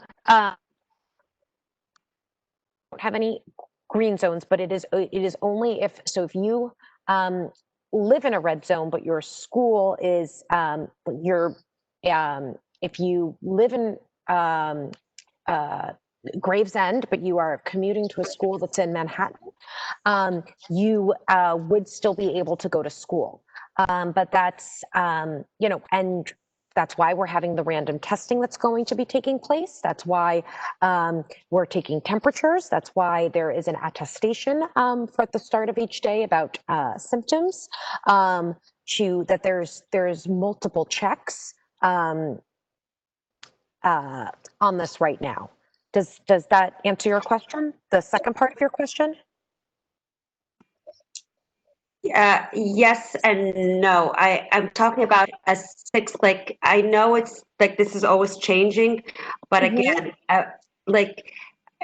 just a plan. We've been in this since March, and it just seems to be some plans are left per school, some plans are left to the DOE, but there isn't like, a whole full plan that I could say by, again, plans can change, but at least have like, a long-term plan. It could change. I don't need it like an exact, but at least, hey, this is what we are thinking. So what do you mean by school? I'm sorry. I mean, there's some decisions that, again. Okay, so to go back to the first question, so what decisions? Yeah. Oh, sorry. So as far as what's left up to schools, so like we were talking about earlier, it's tricky because the DOE is a decentralized school district. I think as one of the largest school districts as the largest school district in the country, it makes sense. We can't do everything all the same way. But for instance, but that's why what we try to do is make policy that is applicable, but then there are specifics that schools get to pick. So for instance, we said that schools had programs. So every school needed to pick up a program that was blended or that offered that option to families.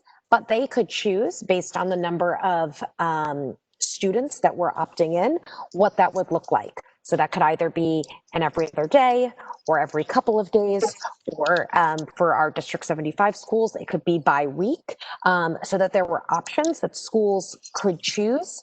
There were a menu of options that schools could choose from what Central had laid out.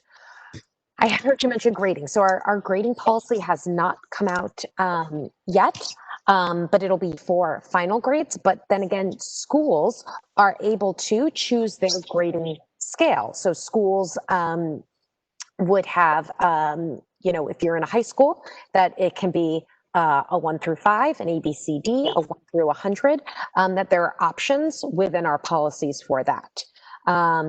Does that make sense? Does that answer the question somewhat? It does. Okay. Is there anything else that I can clarify? I don't know if it's too early or not, because the other thing that has been coming up, how private schools and charter schools are doing PSAT, where the public schools, it seems, are not having them. So, and I don't know if this would be for this conversation, but if we can get clarity later on, that would be good. I definitely think that is part of this conversation, Sarah. I'm glad you brought it up. There was this elephant in the room that was happening in October, and I would love to hear Katie's response to that. Sure. So hold on one second. So the PSAT, we are not centrally funding. So the PSAT, we're not centrally funding it this school year. And the the spring SAT school day for the spring has not yet, we have not canceled that yet, but we won't be doing this in the fall just because of myriad of reasons. The social distancing, that school students are coming into school. We won't be doing it for the fall. Now, can you clarify what do you mean districtly funded? If a school is rich enough to fund it itself, are you saying they can do it? I can double check that one for you, but we are not usually, is it a funding issue, or because that's, I don't understand, I don't understand what that means. So historically, we have we have funded the SAT school day and the PSAT for our 10th graders, and we are we're not doing that for the fall. So, but if a school can self-fund, if one school says the PTA now is going to self-fund the PSAT or the SAT, are you saying those schools can hold it? I want to go back and double check that, but we could share that information. Thank you. No problem. Andrew, can you, your hand's up on the chat. Can you talk? Do you want to talk? You can send me a text or a chat if you want. I might have hit the wrong button. My hand doesn't need to be up. That's okay. I asked most of your questions, I think, but if I haven't, just, shoot them to me. Anybody else? I'm looking here. Sarah C., your hand is still up. Did you have something else you want to ask? No? Okay, great. Anybody else have anything else for Katie? Nothing for Katie, sorry. Katie, thank you so much. I really appreciate you joining us. It was incredibly helpful. It's my pleasure. Thank you so much for having me. I really do appreciate the feedback, and please know I'm going to be my boss, the Chief Academic Officer, and to our first Deputy Chancellor, who oversees all our exec superintendents and superintendents for the issues that are more school-based. And I know there is a teacher I'm following up with offline and a parent. So Tricia, maybe if you or Jennifer can help me coordinate with that'd be my pleasure. We just shared our emails and we will connect with you about them as well. And thank you for being open to hearing from us every time they come up. That's super helpful. It's my pleasure to join, and I can bring a couple more friends with me next time. Okay. Wonderful. Thank you so much again. I really appreciate it. Thank you. And thank you to the teachers and that are on the call, and the parents, and thank you for all that you are all doing, because it's this is a group effort that we're all figuring out, and we're knit together, and we're doing what's at the end of the day, it's for our students, and that's why we're doing this. That's what drives us, and I appreciate, and I truly appreciate your partnership in this work. And I'm sorry my video didn't work, but I'm next time I will head out to the office where I have better internet at home. Did just fine. Thank you so much again. My pleasure. Thank you so much, everybody. Have a great night. Please be well. Take care. Bye. I'm not seeing that a resolution of any sort is needed at this stage, but I'm happy to hear from any committee members that feel as though they disagree. And if so, just, put something in the chat box or throw your hands up. But I think what we have here more than anything is, we asked a lot of questions, we got a lot of answers. But I'm thinking that what makes the most sense is to keep in touch with Katie as we go. If there are major concerns about what's happening at school, please reach out, and we'll maybe put this on. I think we will put this on the agenda again, Jen, for next month, just to see how things are going. I know there were some chat concerns and other email concerns I just received about parent engagement, core standards, some schools falling behind because of the lack of equity across the schools. So we'll keep it I'm just, I don't think it's worthy of a resolution just yet, but as I said, feel free as I move on to the next item to throw your hand up if you have any comments on that. We have a couple of changes on the agenda because I did not actually make Senator Kavanagh's town hall. I was hoping to get there, but I did not. If somebody else was able to make it on the committee and would like to share on that, we would love to hear from you. Did anybody go? No? All right, I'm going to see if I can get a download on that, and we can put that one on the agenda as well for next month in case there was something important that we missed. We had hoped to get someone here from the SDA. It wasn't really a DOE review. It was an SCA review of ventilation requirements. We had started with the Department of Buildings. They weren't able to help us at all. Jen, we don't have anybody from EPA here, do we? We don't. I had actually sent an email. I should have had you CC in it. Inviting someone. It was Michael from SDA. Yes. Come in. I sent DOB as well because that was something that was formerly an agenda item for the Environmental Protection Committee, but it was, the chair thought it was better to move that item to, for this committee, and that made sense. But Joshua Adams from DOB responded and got back to me and just told me that it's more of a DOE topic. Yes, I talked to Mike Marisol. It's actually their topic, and they didn't have anything specific that they could share. So I'm going to ask for more clarification on that because if they talked about it, it would be in a very general way. I know people are interested in hearing specifics. Actually, we have someone here from the name of John Shea. I just need the premise right now to be able to speak for the second agenda item. John, say that again. Where is he from? I'm not sure where he's coming from. I'm not sure if he's from SCA. John, can you hear us? I can. Can you hear me? Yes. Hello. Hello. Good evening, and thank you for letting me attend tonight. I'm here to speak on ventilation. I heard from DOB and SCA that you needed somebody from the DOE to discuss it. So, John, thank you for coming. We did not expect anyone, and I really appreciate you logging on with short notice. Thank you. No problem.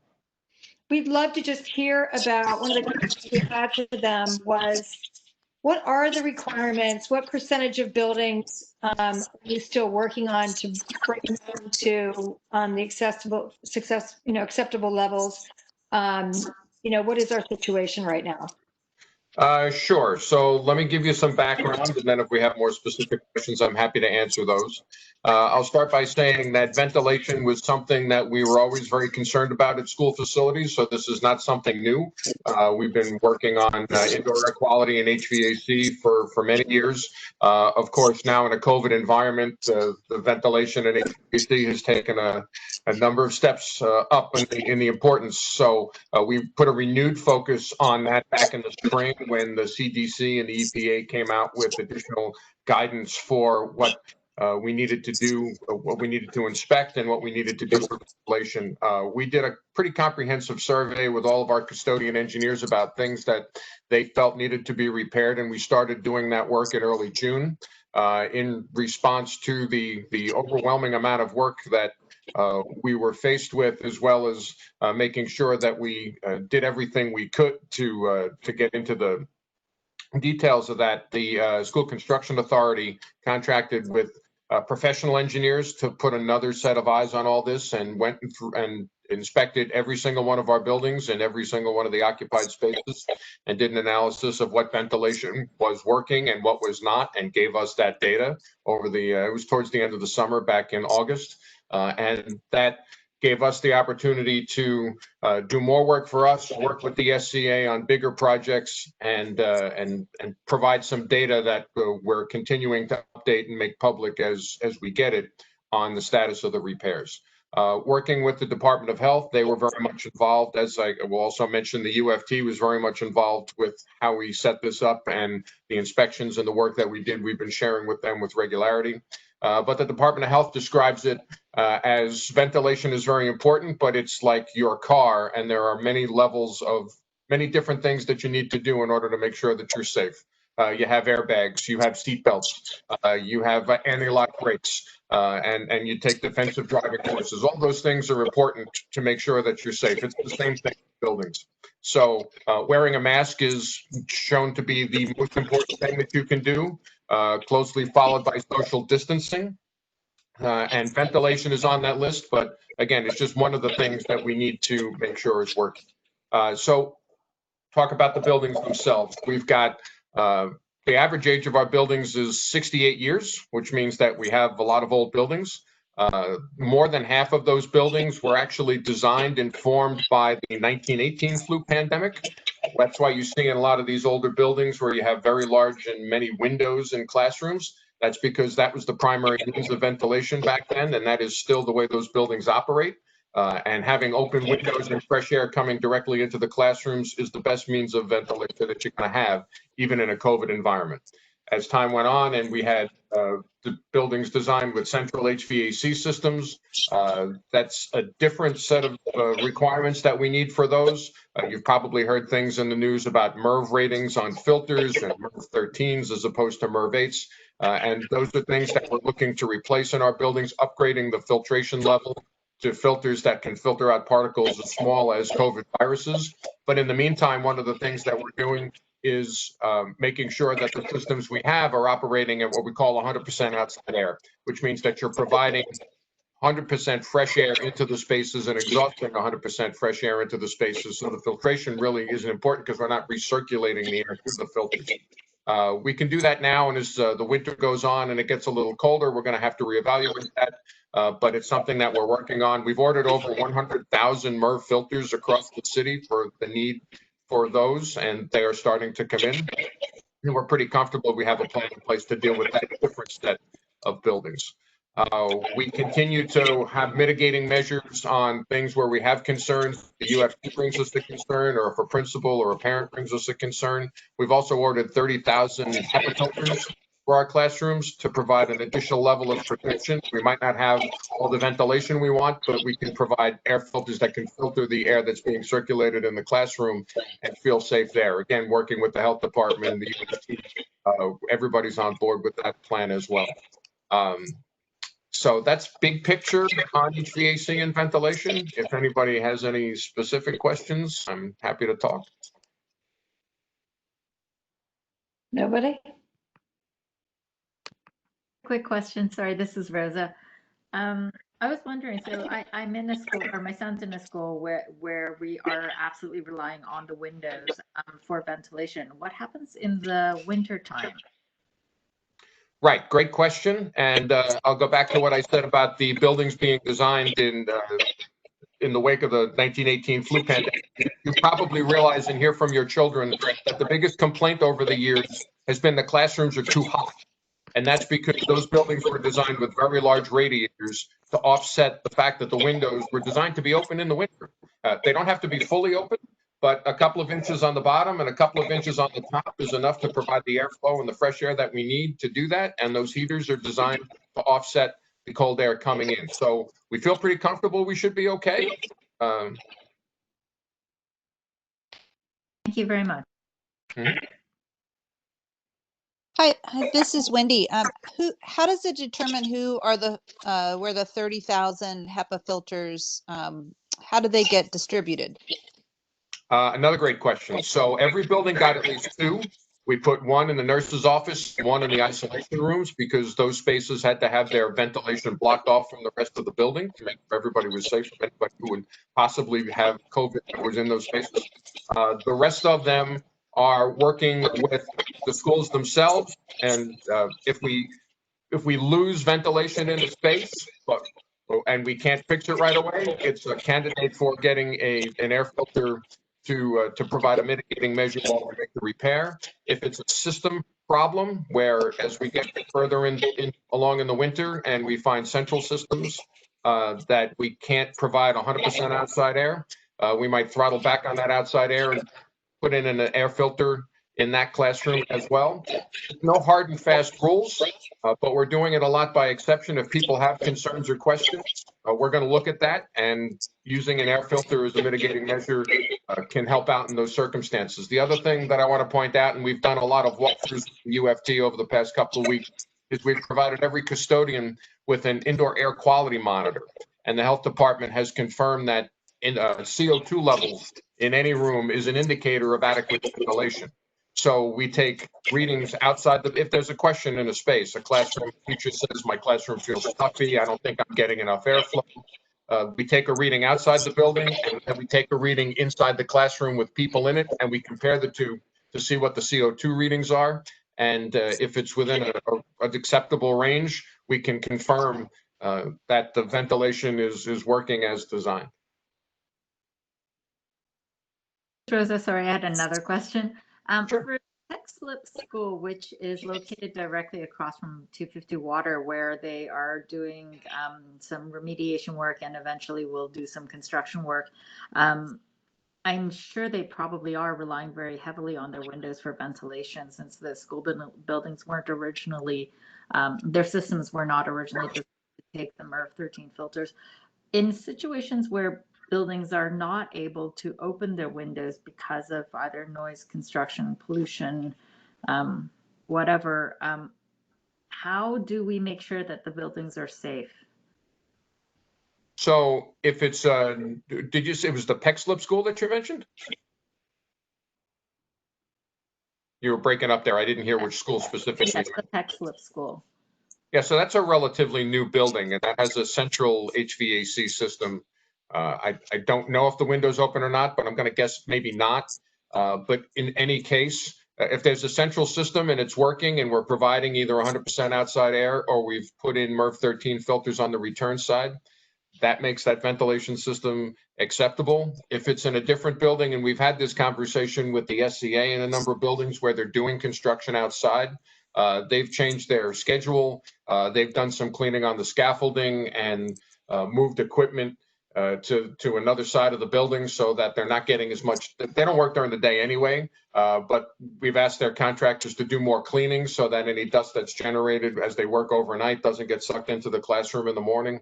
And again, that would be a prime case for a potential air filter solution, where if we couldn't, if there's no way that we could open the windows and we weren't getting sufficient ventilation for whatever reason, we can put air purifiers in there, and that would probably also be acceptable.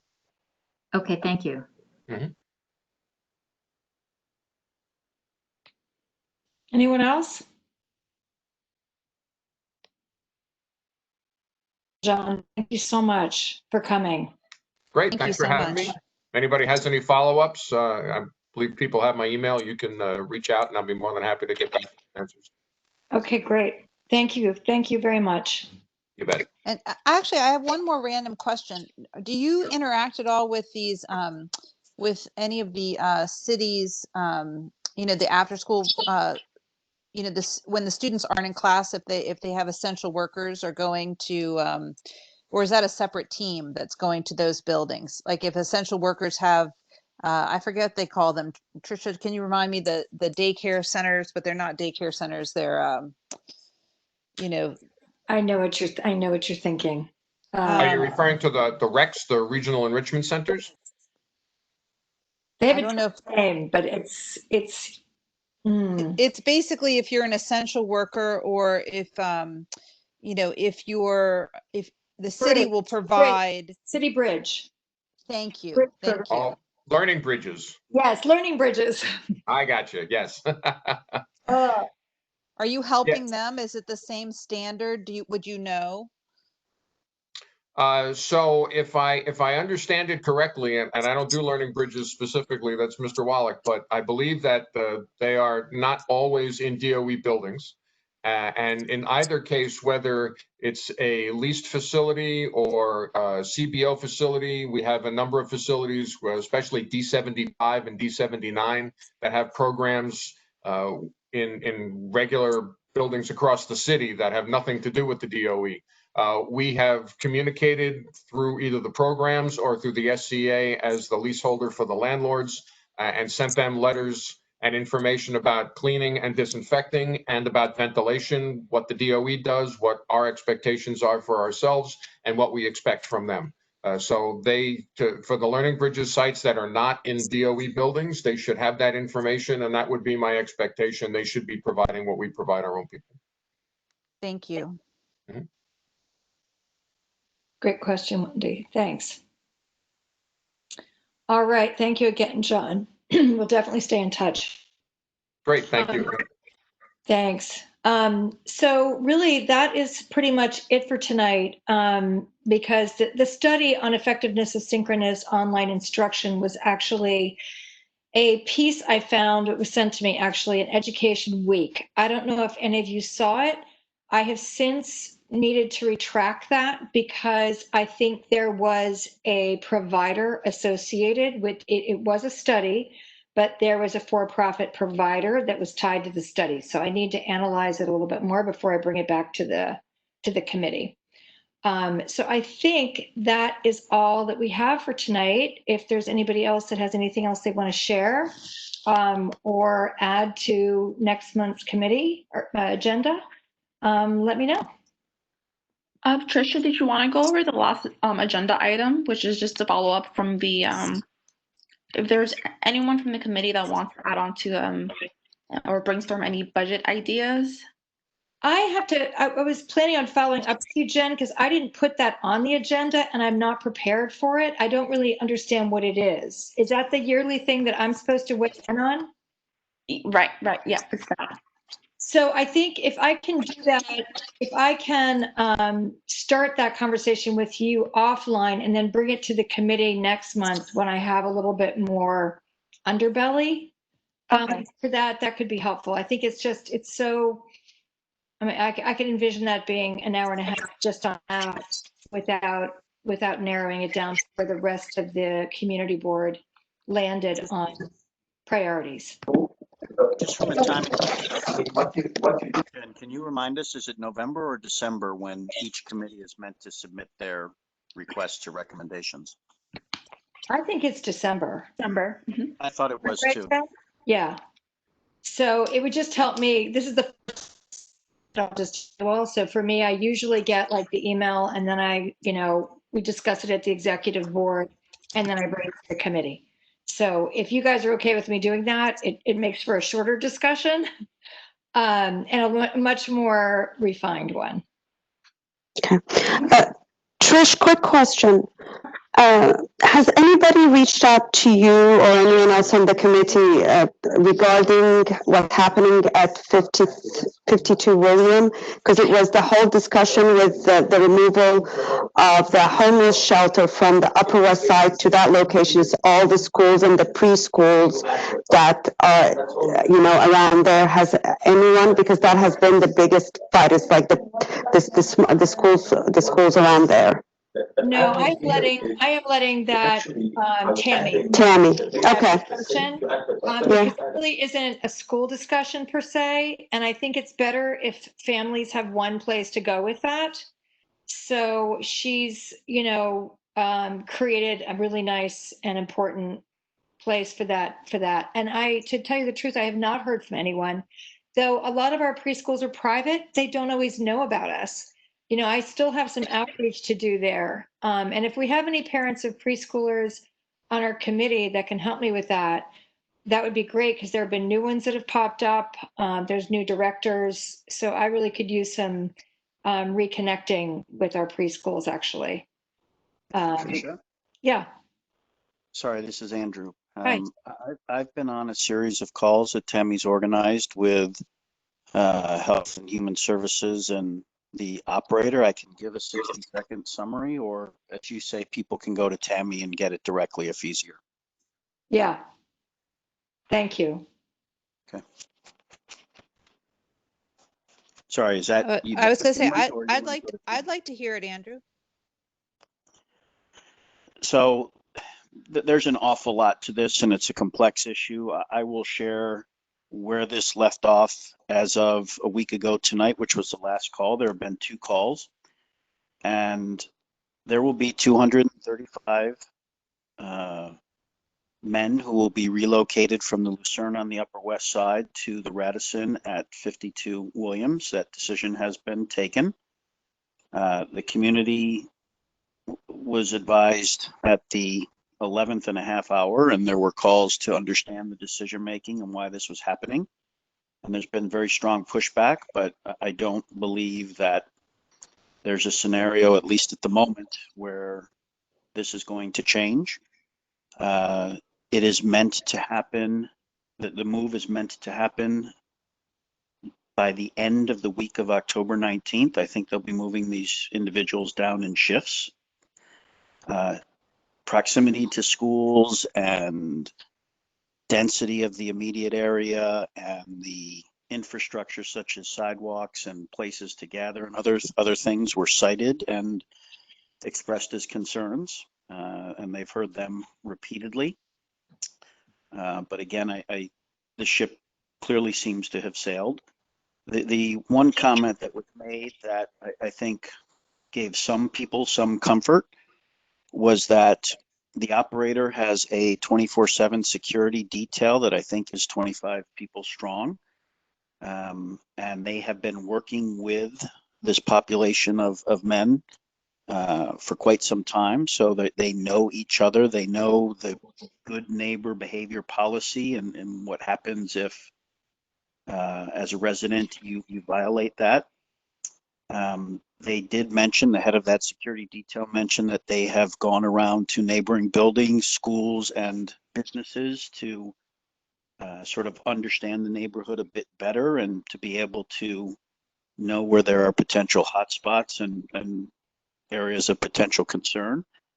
And that's the broad strokes of it. Again, there's much more to this, and we could spend 2 hours.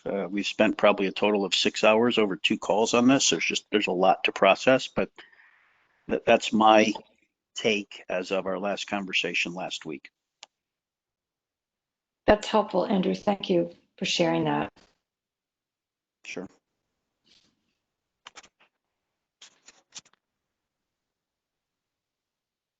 Anybody have any questions? Thank you, Andrew. That's it's very complex and still puzzling. Thank you, though. Sorry, the one last thing I will mention, and I don't want to, well, I'm not sure how I would characterize it. I was going to say silver lining, but that may not be the best term to use. But there was a group up in the Upper West Side called Open Heart that really came together as a neighborhood to provide community support to this population of men. And they had things such as spiritual walks, they had movie nights, they really embraced the situation and tried to make the best of it for all of the stakeholders. And obviously there was a lot of noise in the media about what was happening. But Community Board 1 has engaged with Open Heart. We're trying to replicate and develop something down here where, again, as a community, we can make the best of the situation and engage and provide support. They had one of the gentlemen who's within the population of the 235 speak about their experiences. Interestingly enough, he did not want to move, in part because of what Open Heart had done for them in the Upper West Side. So I put that out there because I know there are a number of folks on this call who are quite involved with, aside from Community Board 1, other community activities. And I think this is something that's going to get a bit more airtime over the next few weeks. That's super helpful. Related thing, this is Rosa, that I wanted to say was that Tammy has mentioned in the past how we have a very large population of existing homeless within our community that I think obviously we need to address and support, and the priority would preferably have been to start with the existing community down here. And as we discussed earlier on the call, there are a lot of unstable families and children who are trying to juggle homelessness or home instability with education, which is exceedingly difficult. One of the reasons why this building is being used to house adult males, and in this particular instance, it's males with substance abuse and mental health issues. But the sort of permanent goal, I think they said, is adult families, because they don't have kitchens in them, which to me is sort of like just fitting the population to whatever real estate you have instead of fitting the real estate to the population that has the need. And I feel like a lot of us, especially obviously in this committee, have a strong interest in supporting families. And I think that the Open Hearts Initiative is amazing, and that whatever happens, we should be working to expand those kinds of services here. But I think that it would also be amazing, because we have put so much work and effort into building our youth and ed community and resources here. If we could try to share those with those who have had less opportunity or are currently, with everything going on, falling on difficult times. So I just wanted to put that out there, since I do feel it is related to the Youth and Ed Committee. You know, it's funny that you bring that up, Rosa, because they closed our homeless shelter. I don't know how many of you were around here at that time, but we had a men's shelter in Fidei. And I want to say it was right when de Blasio was first elected that they closed it because they couldn't afford it. Is that Beaver Street? Yeah, I think it was Beaver Street, Wendy. Yeah. And it was a crisis. And They had a lot of. And it was affiliated with Trinity Church as well. Yes. So that's an important point that's been made, because again, there's supposed to be, I forget what the term is, fairness, some kind of fairness test in a community, that you're not creating an undue burden on one particular community to deal with this issue. And the point had been made repeatedly that we do have homeless facilities or homeless shelters. And the point that was made is some of those are operated either privately or outside of the scope of the city. So you might be referring to shelters that were not part. Again, we can argue whether we think that's relevant or not if they're private or run by the city, but the city was making the point. They have a responsibility, they have a program, and when they look at downtown, they do not see a DHS sponsored facility in our community at the moment. Right. I want to say it was because it was de Blasio's decision. It very well might have been. I can't recall. Yeah. Well, I mean, times change and needs change, but I would agree with Rosa in that we do have families. Sometimes they're harder to identify because it's not as obvious and they don't tend to go for help. I've heard this from Trinity. And a lot of our homeless families come through Trinity because they're comfortable approaching a church. And there's a lot of outreach on the part of Trinity, by the way, in terms of reaching out literally by walking the streets, reaching out to homeless people and families to loop them in. So I'm going to, this will be a great thing that since we represent, families and youth, that it would be a good idea to reach out to them at this time and just connect with them about what's happening and what they can tell us in terms of increased homelessness during COVID.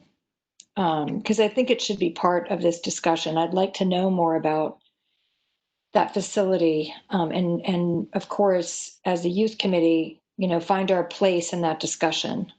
For right now, I felt it was best to let that discussion stay where it is because it's been well organized. But certainly, there could be a time when it's important for us to, become involved in a way with that. And two just very quick comments. So I wholeheartedly agree with that. I will just say to everyone on this call, and I think Sarah has been a participant and Rosa has as well, so they can weigh in on this.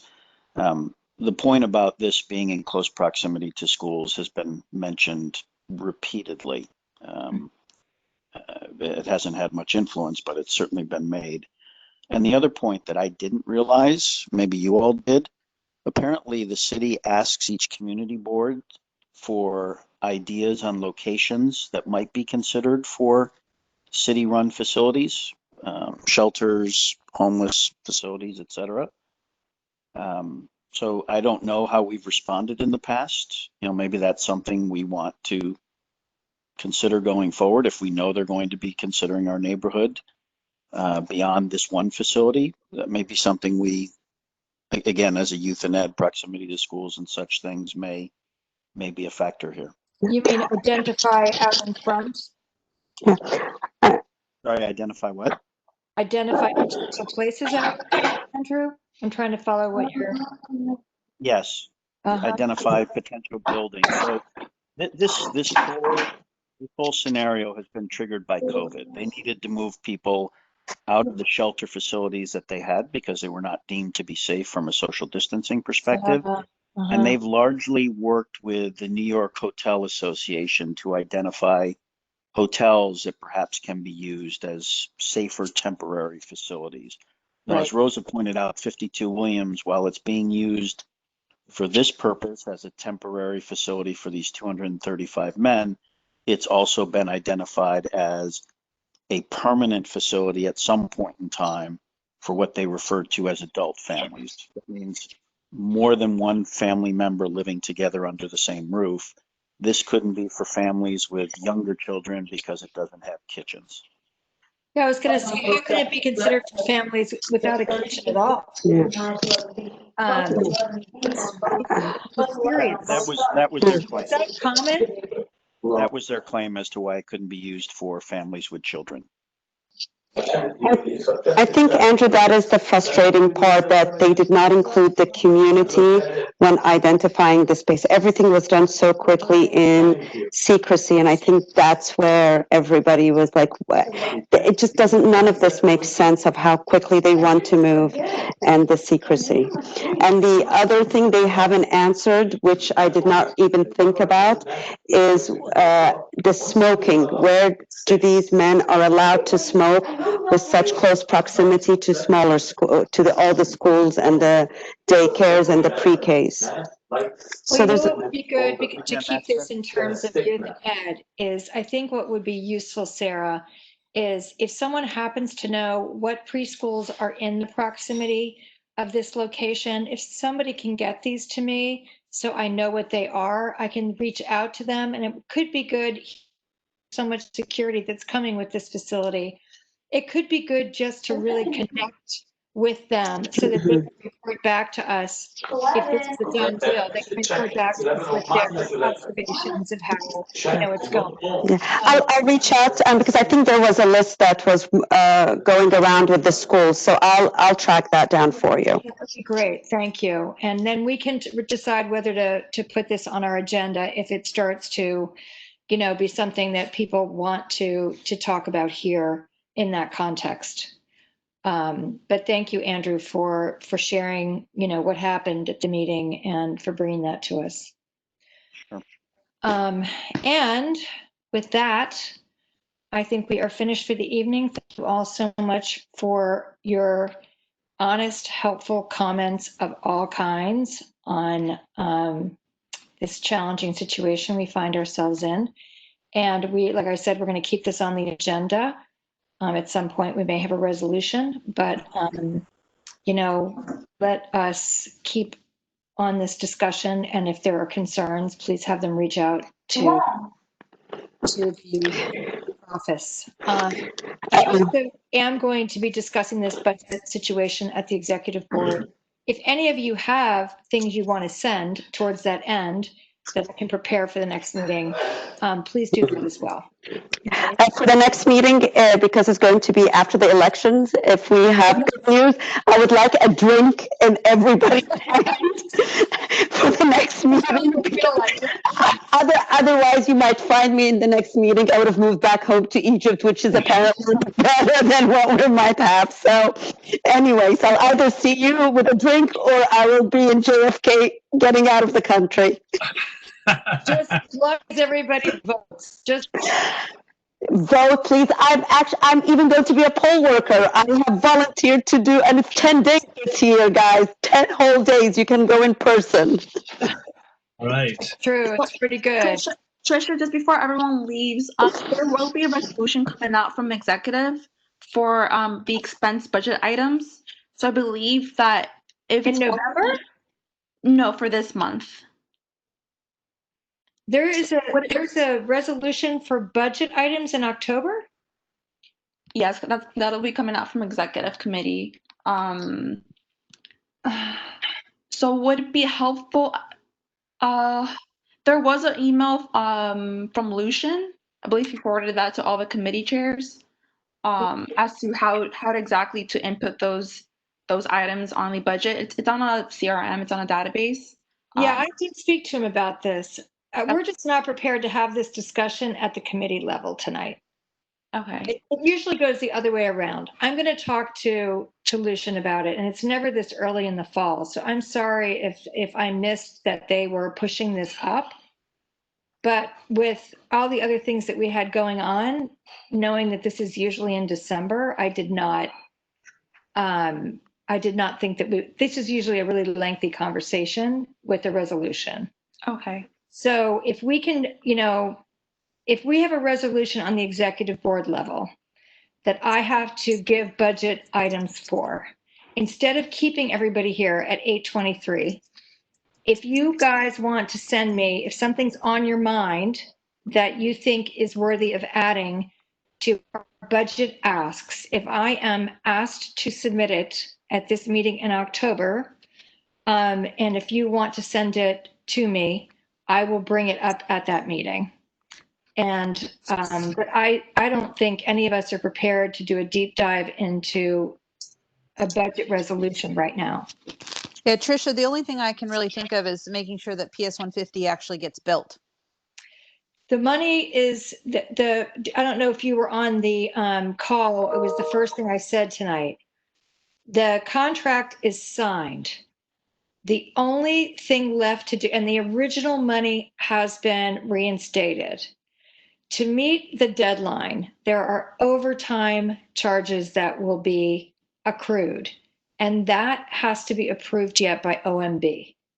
That is the last thing. That's the last thing they have to check off their list. But Michael Mirasola said he felt it was imminent. I can certainly write that in as the budget request to ensure that happens, but I just want to let you know what he told me today. And Lorraine wrote me today too and said the same thing.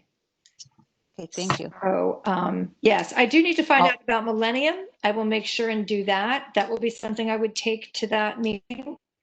I guess the hard part is balancing how many people are we going to be losing through this pandemic, that schools are going to be under enrolled as people move out of the city if this goes on longer and longer. So this is not a difficult, or this is not an easy decision for the city to move forward if schools are going to be under enrolled. So I'm sure that they have another plan for that building if something happens. I know them as I do.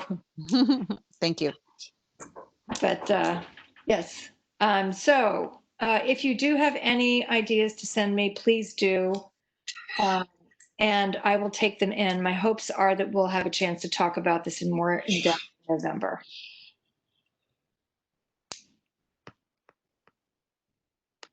Thank you. Okay. All right. All Take right. care. Bye. Bye. Good night, everybody. Good night. Thanks. Thank you.